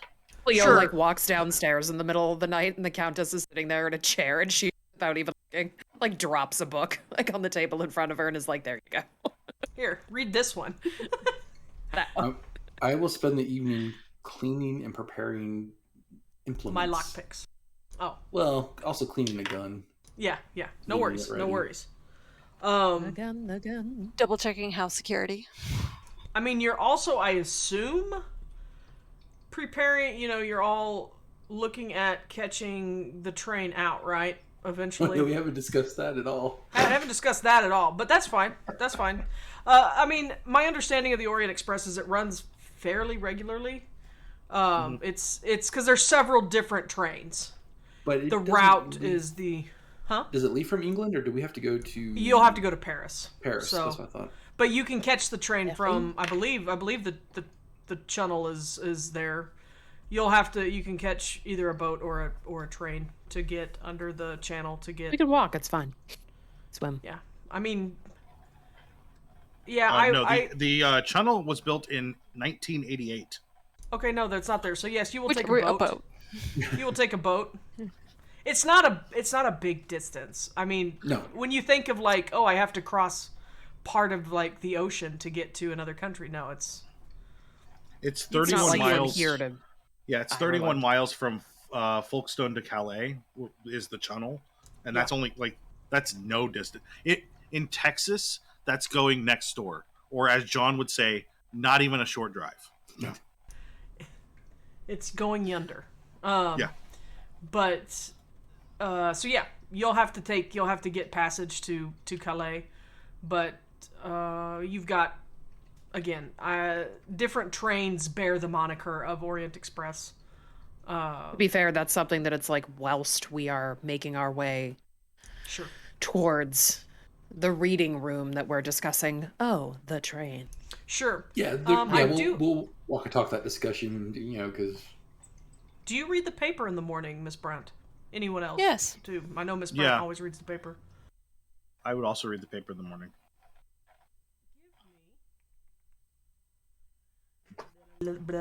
Let's see. Give me... Give me a spot hidden. I figured that was what it was, but I was seeing if it told me anything. But yeah, give me a spot hidden. Anyone who's reading the paper. Nope. I'll spend 8 luck. Never mind. I'll spend 8 luck to get a success. Regular success here as well. Fantastic. Regular success for me as well. Oh, nice. Okay, so you are all struck by an odd headline that says, "Man disappears in cloud of smoke. Spontaneous human combustion? Link to triple murders case? Police are today investigating the disappearance of Mr. Henry Stanley, 41, of Stoke Newington, who was reported missing last night by his landlady, Mrs. Constance Atkins. She alleges that she heard a cry from Mr. Stanley's upstairs room at 8 o'clock. He did not answer to her knocking, and when she opened the door, the room was full of smoke, and there was no sign of him. Mr. Stanley is not married. He is a noted train enthusiast and member of the London Train Spotters Association. His disappearance may be a cause of spontaneous human combustion. Police have refused to comment on this, Similar cases have been reported in England earlier this century. The most recent known was that of Mr. J. Temple Thurston, who burned to death in his home in Dartford, Kent in 1919. It has been revealed that a model train set found on the scene had been purchased last week from the shop of Mehmet Quiett. That child's toy may have caused the fire. Readers may recall that 3 bodies, all identified as Mr. Quiett, were found earlier this week in a Chelsea hotel room. Police have not ruled out the possibility of a link between the 2 cases. I'm sending someone out to get the scoop. Okay. I want the actual story. Okay. Cleo's Mr. Haskins. yeah, I was going to say Cleo casually is like, you might want a subscription. I'm gonna. You work fast, Mr. Haskins. I was gonna say I wasn't listening. I didn't read the paper, but listening to them talk, I'm gonna look at the cat. I was like, I told you it was a train. Or is it? Perhaps I misread the situation. Perhaps not. It could have been a train artifact. We could both be right. It could be something in the train. It could be that the piece of the statue was carved to look like a train after the fact. It could be that power from the statue was transferred into the train. It could live. Lots of options. When you get the scoop does carry the same story. They lean heavily into the spontaneous human combustion angle. And they list even more cases of spontaneous human combustion and how common this truly is, and how most of us should be far more afraid of spontaneous human combustion. What's most unique is that it happened in the dead of winter, but and nothing else in the room was burnt. But Do I recognize that as a symptom or result of anything strange or any like ritual gone awry or what have you? Give me whichever you prefer, intelligence or occult. Okay. They're both the same. That works. Okay, yeah, that's a regular success. 62. Okay. You have heard of some rituals and things leaving maybe a smoky residue, but usually there are more signs of like ritual casting. Does that make sense? Yeah. So like there's Yeah. all there was the train, the model train set. The scoop does have pictures of the model train set, by the way, and it looks like a model train. It's got a little track, and it goes around in a circle. So nothing like fancy about it. I mean, it looks fun. Does it look like a kid's train set, or does it look like this is like a toy that a grown person buys for themselves in terms of a train? like a Not like commemorative item. I know there was no Excuse way me. of saying that it wasn't gonna. That wasn't going to be Sound offensive. weird. No, gonna be I get what you're saying. It doesn't look like. I will say in the 20s, toys were different. Like things like model train sets now, like for train enthusiasts, like model train enthusiasts, probably would have kind of been considered toys in the 20s. They didn't have Fisher Price, big chunky yellow train set. It looks like, but it doesn't look like it probably. How do I say this? Does it look like a Lionel train set, like what we Yeah, consider... it's gonna look like a professionally done, well-made train set. The thing that looks a little more childish or toy-like about it is that it runs in a circle. It doesn't, but that doesn't mean it couldn't be on a larger model train track. But it comes with a little track and it runs circuits. This is a pedantic question, but it does actually kind of matter to me. Is it the scale of the train? Is it the little ones that we're looking at, or is it one of the big honkers? It's gonna be a bigger train set. You could pick up like the engine, is it just called the engine? Yeah. The front of it. Yeah. But it's gonna be. Sorry, I have to let go of my push to talk button. But it like 10 to 12 inches long. For just one car, it's gonna be a larger model train, not a small train, and it is mechanical. It does move on its own. Like besides the engine in the picture, is there like a lot of cars? There are a few, but not very many. Okay. Like, if you were into model trains, you would think that this was a very small train, or perhaps only part of a train. The starter set. Yeah, add on to it. This is Every how 3 they months, get you. we're going to release a new car. Well, I mean, so I don't know that we necessarily need to go investigate this address anymore, unless I would like to look at the train, I was but gonna I say, would like to go to the reading room first. Unless the two of you want to look at the train, I can probably go get the train while you guys are reading, because to be honest, I'm not going to be a whole lot of good doing research with you guys. I would also like to posit that this perhaps ties further in to the deaths of Rudolph and Alexis. He was killed by an unknown force. Only drops of blood were found, but the room smelled like smoke. And this man puffed away. So That was Albert, Alexis. Randolph died in a train. You're wow. It's all train. It's all trains. It is. No, I meant the younger Alexis. Sorry. Point stands. Yeah, the point trains. stands. You are right. It does match. The elder Alexis died in a train derailment. So if I do go get this train or see if it's still at the location, am I going to be safe? I don't exactly want to disappear. Well, what is our number one rule? Don't touch it with your flesh. So cover it. Don't poke it. It's a well-earned rule. Don't poke it. If you hear any weird voices or you get any weird tingly feelings where something feels like it's asking for an invitation to come inside, say no. Okay. You know, Does that happen a lot? You could just wait, Mr. Haskins, until That is after how the people reading get room possessed. and There wait has to be for an a friend. invitation. Buddy system, y'all. Buddy system. Yeah, no, Buddy system. fine. I mean, we can buddy I don't system this. want to tell you to not split the party, but you know, it's one of those things where the more you guys separate and get comfortable with being separate, I just don't know how that's going to fare well through the other 4 books of this adventure. Roxy, does J. Temple Thurston, does that name ring a bell? You are familiar with the story of his alleged spontaneous human combustion. It made But no the papers. trains attached to that. No particular trains story? attached to it. That we know of. I would suggest, Mr. Haskins, that if you're going to go get this, that you don't go alone. Cleo knows far better than any of us what to look for. Well, you may have certain skills at procuring an item, but I would be concerned. I mean, as long as you guys are okay with the fact that we're going to be breaking and entering again. Why did you have to go and say it? Yeah, why are we... I talked around it for a reason.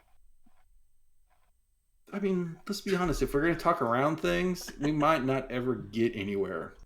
I'm going to look over at Emily and in German say, and they rolled my eyes when they said America had no decorum.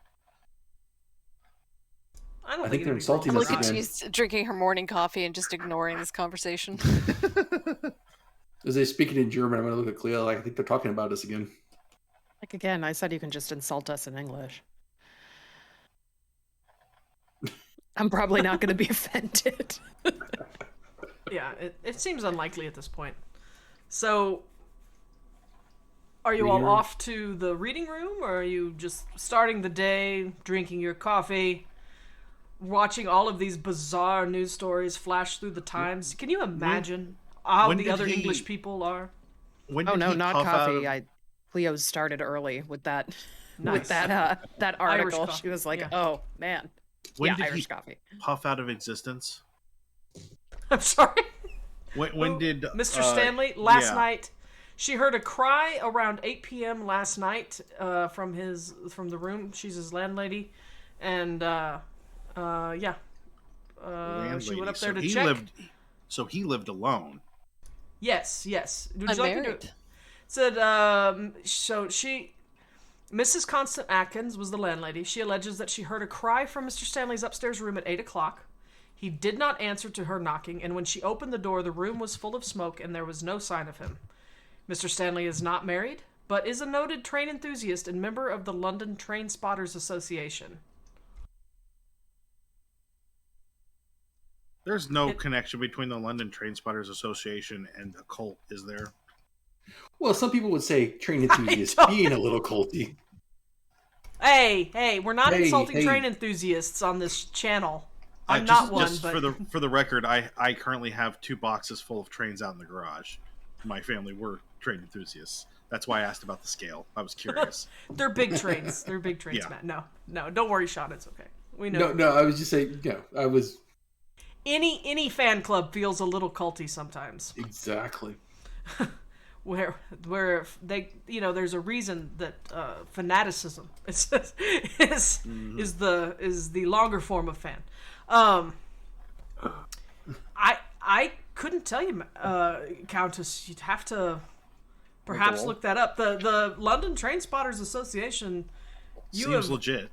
Yeah, the Countess has never heard of it. Probably Miss Brandt or any of the other party have ever heard of it, but it seems like a legit thing that exists. You could look it up in the phone book, and there is an address for it. I think that we head to the reading room together. Okay. Mr. Haskins, we will show you how to read through a book and look for things that are important.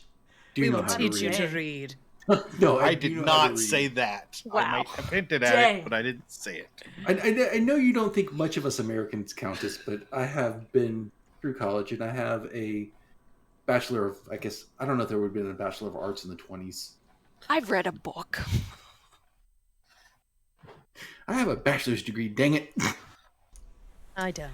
One of my favorite quotes is from a friend of ours who is on one of our other channel or one of our other shows, and very, very talented artiste. And she drew something really shoddy one day when we were at work together, and I was like, "Wow, that looks great." And she goes, "I have a master's degree."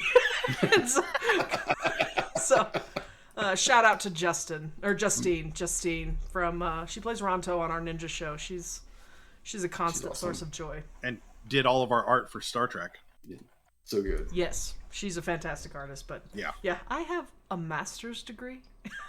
So what do I know? I have no degree, but I have this burn though. They mark those in degrees, don't they? Yeah. So yeah, I think the reading room is our next step. Yeah. And Okay. then maybe we'll go check on Mr. Stanley. Okay, so Mr. Stanley is missing. Check on the lack of Mr. Stanley. Yeah, you might go sniff his room. Yep, smells like smoke. Oh, I don't want to go sniff his Smells like room. bachelor and smoke. You guys just keep hanging out with all these, guys associated with burning and smoke. Smells like train oil in here. My dad studies train oil as his profession. Just thought you should know.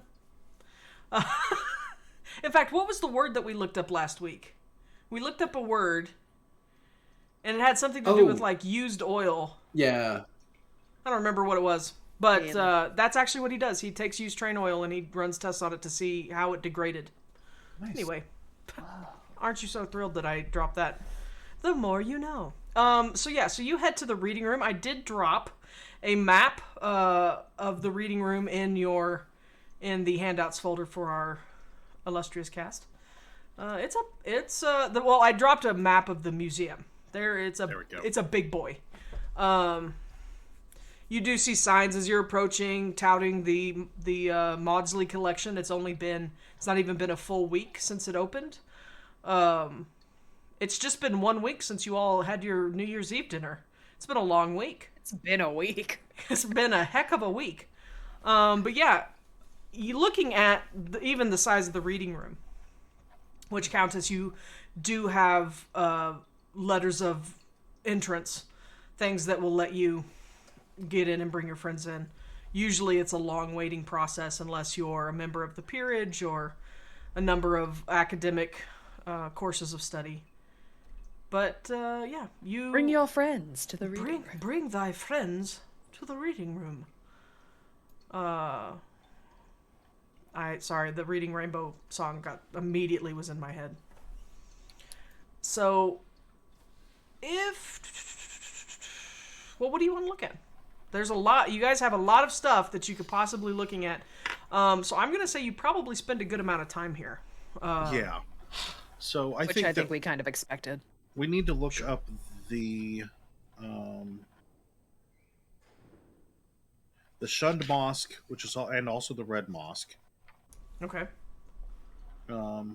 Also want to look up. Sorry, I'm looking at my notes. No, that's fine. Please do. We only have a half hour, Matt. No, I'm joking. That's fair. There are a lot of notes here. I also want to look up and see if they have anything on the Brotherhood of the Skin, but I don't think they do. Look up the name Quiett to see if there's any Quiets that are of interest in the past. Okay. And then I want to look into the...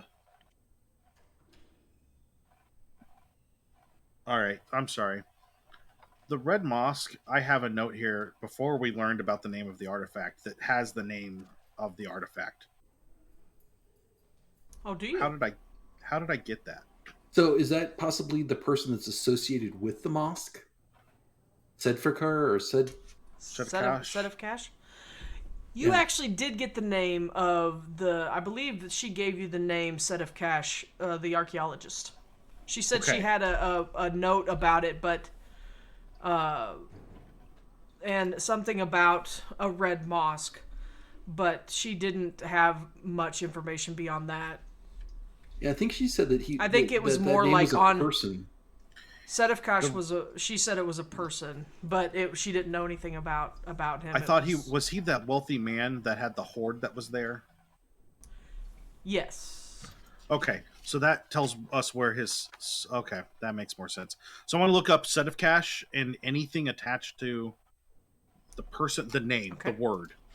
Okay. I think that's good. I don't know. Cleo may have other ideas, so would maybe Emily. We're going to teach Mr. Haskins how to use the Dewey Decimal System. Which I know how to use the Dewey exist. Decimal System. Just because I'm not a bookworm like you are. Oh, well, it was invented in 1876, so it does exist. He does exist. Sorry, I was reminded of that M&M commercial that runs before the movies, or used to. They do exist. Yeah. He does exist. Yeah, so those are my research points. I don't know, Cleo or Emily, if you had anything besides that. No, that's pretty close to what Cleo's going to kind of be gunning for. She's going to be a little more specific in terms of probably looking for like ritualistic objects attached to that name, or the the Red Mosque or the Shunned Mosque, and anything that sort of surrounds like specific objects that may be tied to that. See if she can figure out what's up with this statue. Okay. Go ahead and give me some library use rolls, and then pick a topic specifically. Each of you. Cleo, you just kind of gave me yours. Johanna, you gave me several, but let's pick start with what you're looking up, and we'll go around. With Set of Cash. I think is just the name Set of Cash. Okay. Yeah, because that should get me the majority of what I'm looking for. I think I'm looking for coloring books apparently for my role. You do not find any. Yeah. I'm gonna spend 3 luck and make that a hard success. Okay. And so you're looking for the name Set of Cash. Mm-hmm. Go ahead and give me everybody else's successes or roll results. Hard success, and you're looking for ritual items perhaps being associated with that name. Mm-hmm. Okay. And Miss Brandt? It's a regular success. What are you looking for specifically? Honestly, I'm not kind of buying the whole supernatural thing, so I'll probably just be looking at generic Turkish history. Okay. Especially more recent. Okay, fantastic. Until my roll failed, I was going to look up information on Tordovich. That was one of the names that was given to us possibly having leads on that piece. Were they in Milan? No, Trieste. Trieste. Okay. I love that Kelsey's like, I have a bachelor's degree, and then I failed my library use roll. Yeah. Yeah, you don't find a whole lot, Kelsey. Yeah, no. You're kind of just looking and you're like, maybe I looked at the wrong thing. I don't know, but I'm not finding anything except for maybe a note in a newspaper, mentioning, that he was appointed the curator of that museum. Okay. Countess Johanna, yes. You do find a little bit about this man, or this name Sedefkaj. There was, it is a it is a name that is used throughout that part of the world, throughout the Fertile Crescent. It is not uncommon. But the one that catches your eye, you do some searches, and actually, Ms. Brandt, well, you're looking at recent history. You find, Johanna, that there was a Turkmen, a Ghazi Turkmen in the 11th century that had the name Sedefkaj, that fled to Constantinople and amassed great wealth and treasure in a place called the Red Tower.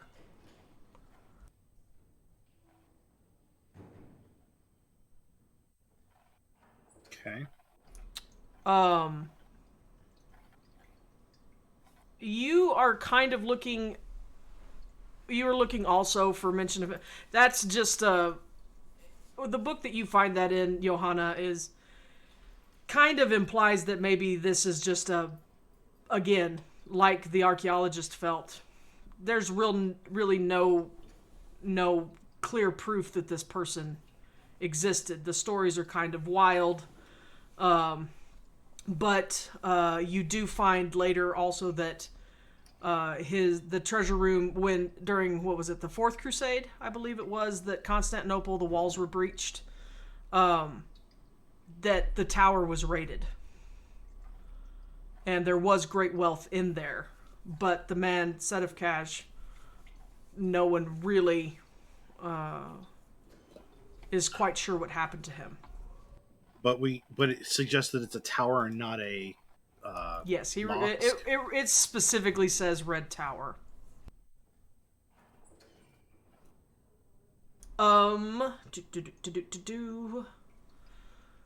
Let's see.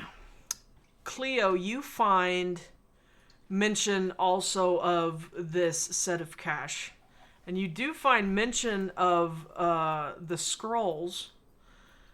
Give me a luck roll, Miss 100. Okay. But I'm just rolling against 100. Yeah, you just gotta get less than 100. Okay, yeah, that's a 32. Okay, yeah. Okay, you did good. It's not less than a fifth, though. It's only a hard success. No, True. You do find that some manuscripts bearing that name, the Sedefkaj scrolls, are in the Topkapi Museum in Constantinople, or there were just before the Great War. You don't find anything about a statue, though. And Johanna, in your search, and when the notes about the Fourth Crusade raiding the Red Tower, it says something to the, like a lot of historical. It doesn't give an itemized list of what was carried out of the Red Tower, but it doesn't mention any particular statue, but it does say artifacts, gold, statues, vases. It was looted pretty was it significantly. Was it looted by the Crusaders? Yes. Weren't they? Wasn't Constantinople on the side of the Crusaders? Okay. Yes. No, that's fine. I will look that up. I'm going to share a thing with you. I have no freaking clue. But these, my history of the Crusades. This was the Fourth Crusade in 1204. If you want to look. Yeah, no, I'm looking at that, but I was under the impression that until but maybe the tower wasn't. We don't know.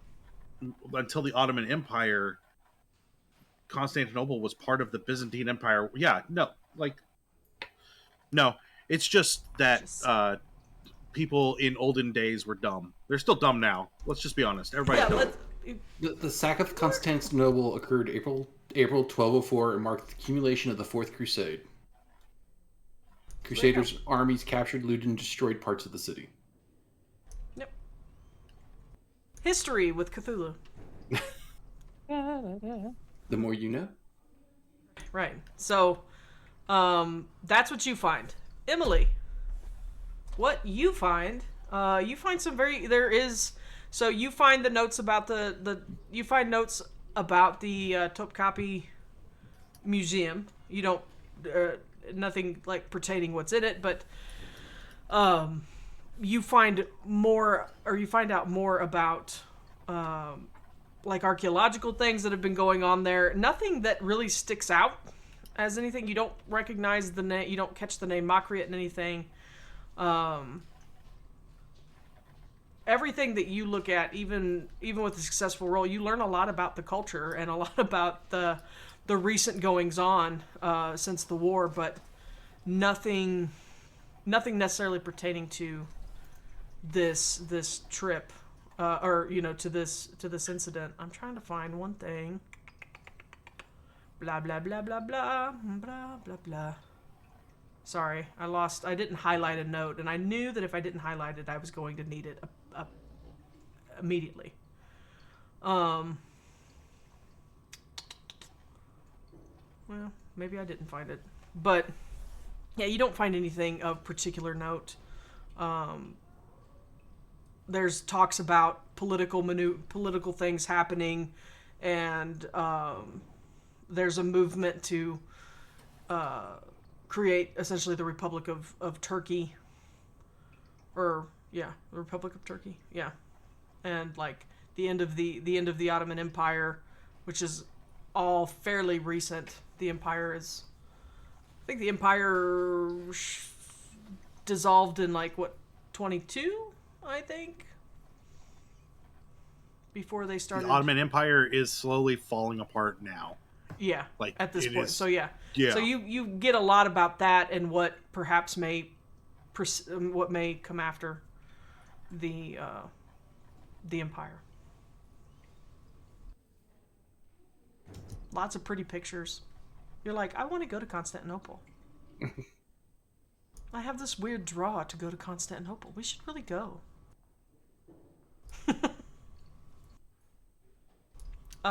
Would you like to look up anything else? Or would you like to try to find out more? I'd like to, if there's a way I can dig deeper on what I found about what was taken. So, from just reading about the sack of Constantinople, and forgive me if I'm going way too far afield. No, it's basically, the Crusaders went there to depose an emperor they didn't like. Okay. And then just stole a bunch of crap. And by stole a bunch of crap, I mean, it looks like they opened the tombs of former emperors. Like they were, and sounds like people. Sounds terrible. The things they did, no one was safe, including nuns. Mm-hmm. That tracks. I'm really disgusted by this, but I shouldn't be surprised. But is it fair for my character to think that leads to the statue being in France during the Revolution? You do draw and that. It's just figuring out what that line could have been that got it there. Yes. And are we under the impression that the statue was all in one piece at that point? Mm-hmm. Yeah. If you check your notes from Beddoes, the statue did not get separated into multiple pieces until I believe the 18th century. Okay, that's right. Yeah. I am going to say, even with these successful rolls, y'all spend the day there. Oh no, that's fine. Yeah, until it closes, and you are, and it may take another day to dig into more of the background of some of these things, especially if you wanted to look into some of the other names that, what's his name, Smith gave you. Leo also would have at some point, because her mentor is a little bit more well-traveled than she is. And so she would go up to someone that worked there and inquire, give her mentor's name and see if there is anything that they have kept on hold or anything that Okay. anything like that, or if they've heard from her mentor to, I don't know, put anything on hold for her. Okay. You go up and ask, and the clerk is polite, but also you marked that they gave you kind of an odd look when you came in. You are not usually who comes in here.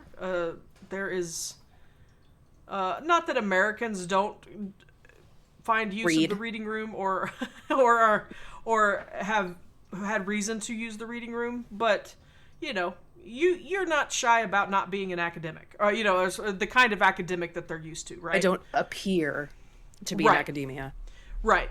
And your flask is, the outline of the flask is clear on your hip, and but they're polite, and you inquire, and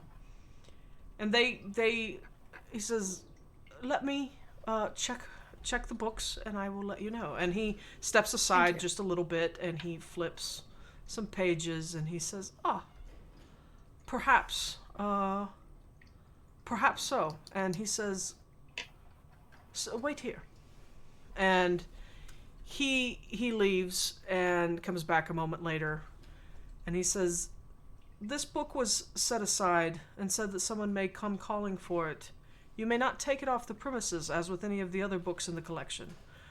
But, here you go." And he hands you a book that talks, it's about occult happenings, and tales, kind of. It sets it up like almost a fairy tale type book. I think most people think it's fiction. Knowing your mentor, you believe that this was given to you specifically because there must be something in it that pertains perhaps to what's going on. They've always had a bit of a, pardon the use of the term, sixth sense about things like that. They can seem to be able to meet what you're looking for before you really even know you're looking for it. But it is fairy tales from the areas of Constantinople, and they're almost set up like scary stories to tell kids, scary stories to tell in the dark. But it's occult, ritualistic kind of things and figures of the past from Asia, and not just Constantinople, but there are some from that, and there are some from Rome and things like that. Right, she would probably do that after their first round of looking through stuff, and then kind of spend the remainder of the day acquainting herself with that particular book and the stories within. Okay, fantastic. There's stories about vampires, there's stories about strange, sacrificial cults and things like that from regions that you've never even heard of. In fact, why don't you give me... He's like, has anyone heard of this Buffy? Yeah. No, but I've heard of that villainous Joss Whedon. Oh, God. Sorry, I shouldn't have went there. No, but yes. No. But yes, Buffy. Should have. But, it's true. I will say that, what was I going to say? I lost it. It left me. Well, while you're searching for it, you were tapping me to make a roll. Oh, sorry. I did another random roll for library, and I just walk up to Cleo with a book on Greek mythology and go, "Will this help?" I found a book. There are muses. Yeah. Oh, yeah, you did mention muses last time. There are muses. Yeah, I was gonna... Matt, remind me. What is it you roll? Or is it just if you spend time with the thing, your Cthulhu mythos goes up and your max sanity goes down? So there's a couple of different ways. I don't know how Pulp Cthulhu handles it, but I doubt that they touch on it specifically. Yeah, because it's a supplement. The book should say, if it's a truly written the way it's supposed to be, it should give you an amount of time you need to spend with it, a number of weeks to get the full effect. Okay. However, I've never run it that way because it's dumb. It's too... I agree. It requires too long. Too much time. Sorry. I'm gonna... For these kinds of games, I always cut it down to like a couple of weeks to get the full effect and start giving them like the information a little bit at a time. Okay. Yeah, let's just go ahead and say... Go ahead and give me... Do you have anything... Give me... I'm going to do this stupid, okay? I'm going to do this in a weird way. Give me... Give me a sanity roll.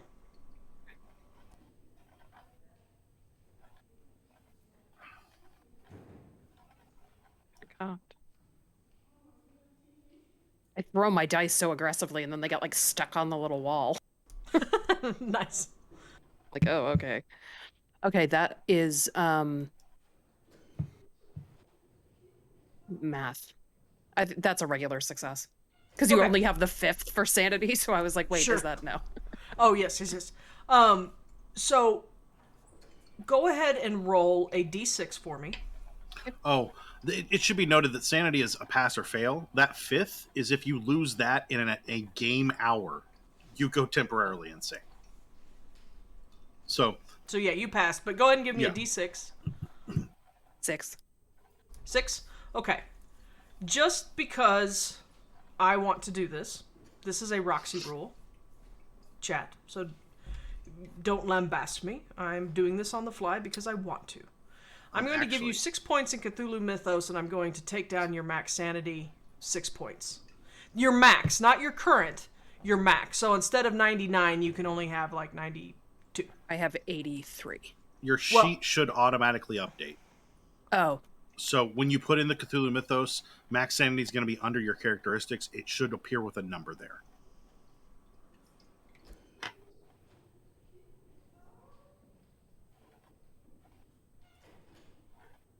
It did not automatically adjust, but I can do the math in my head. It's fine.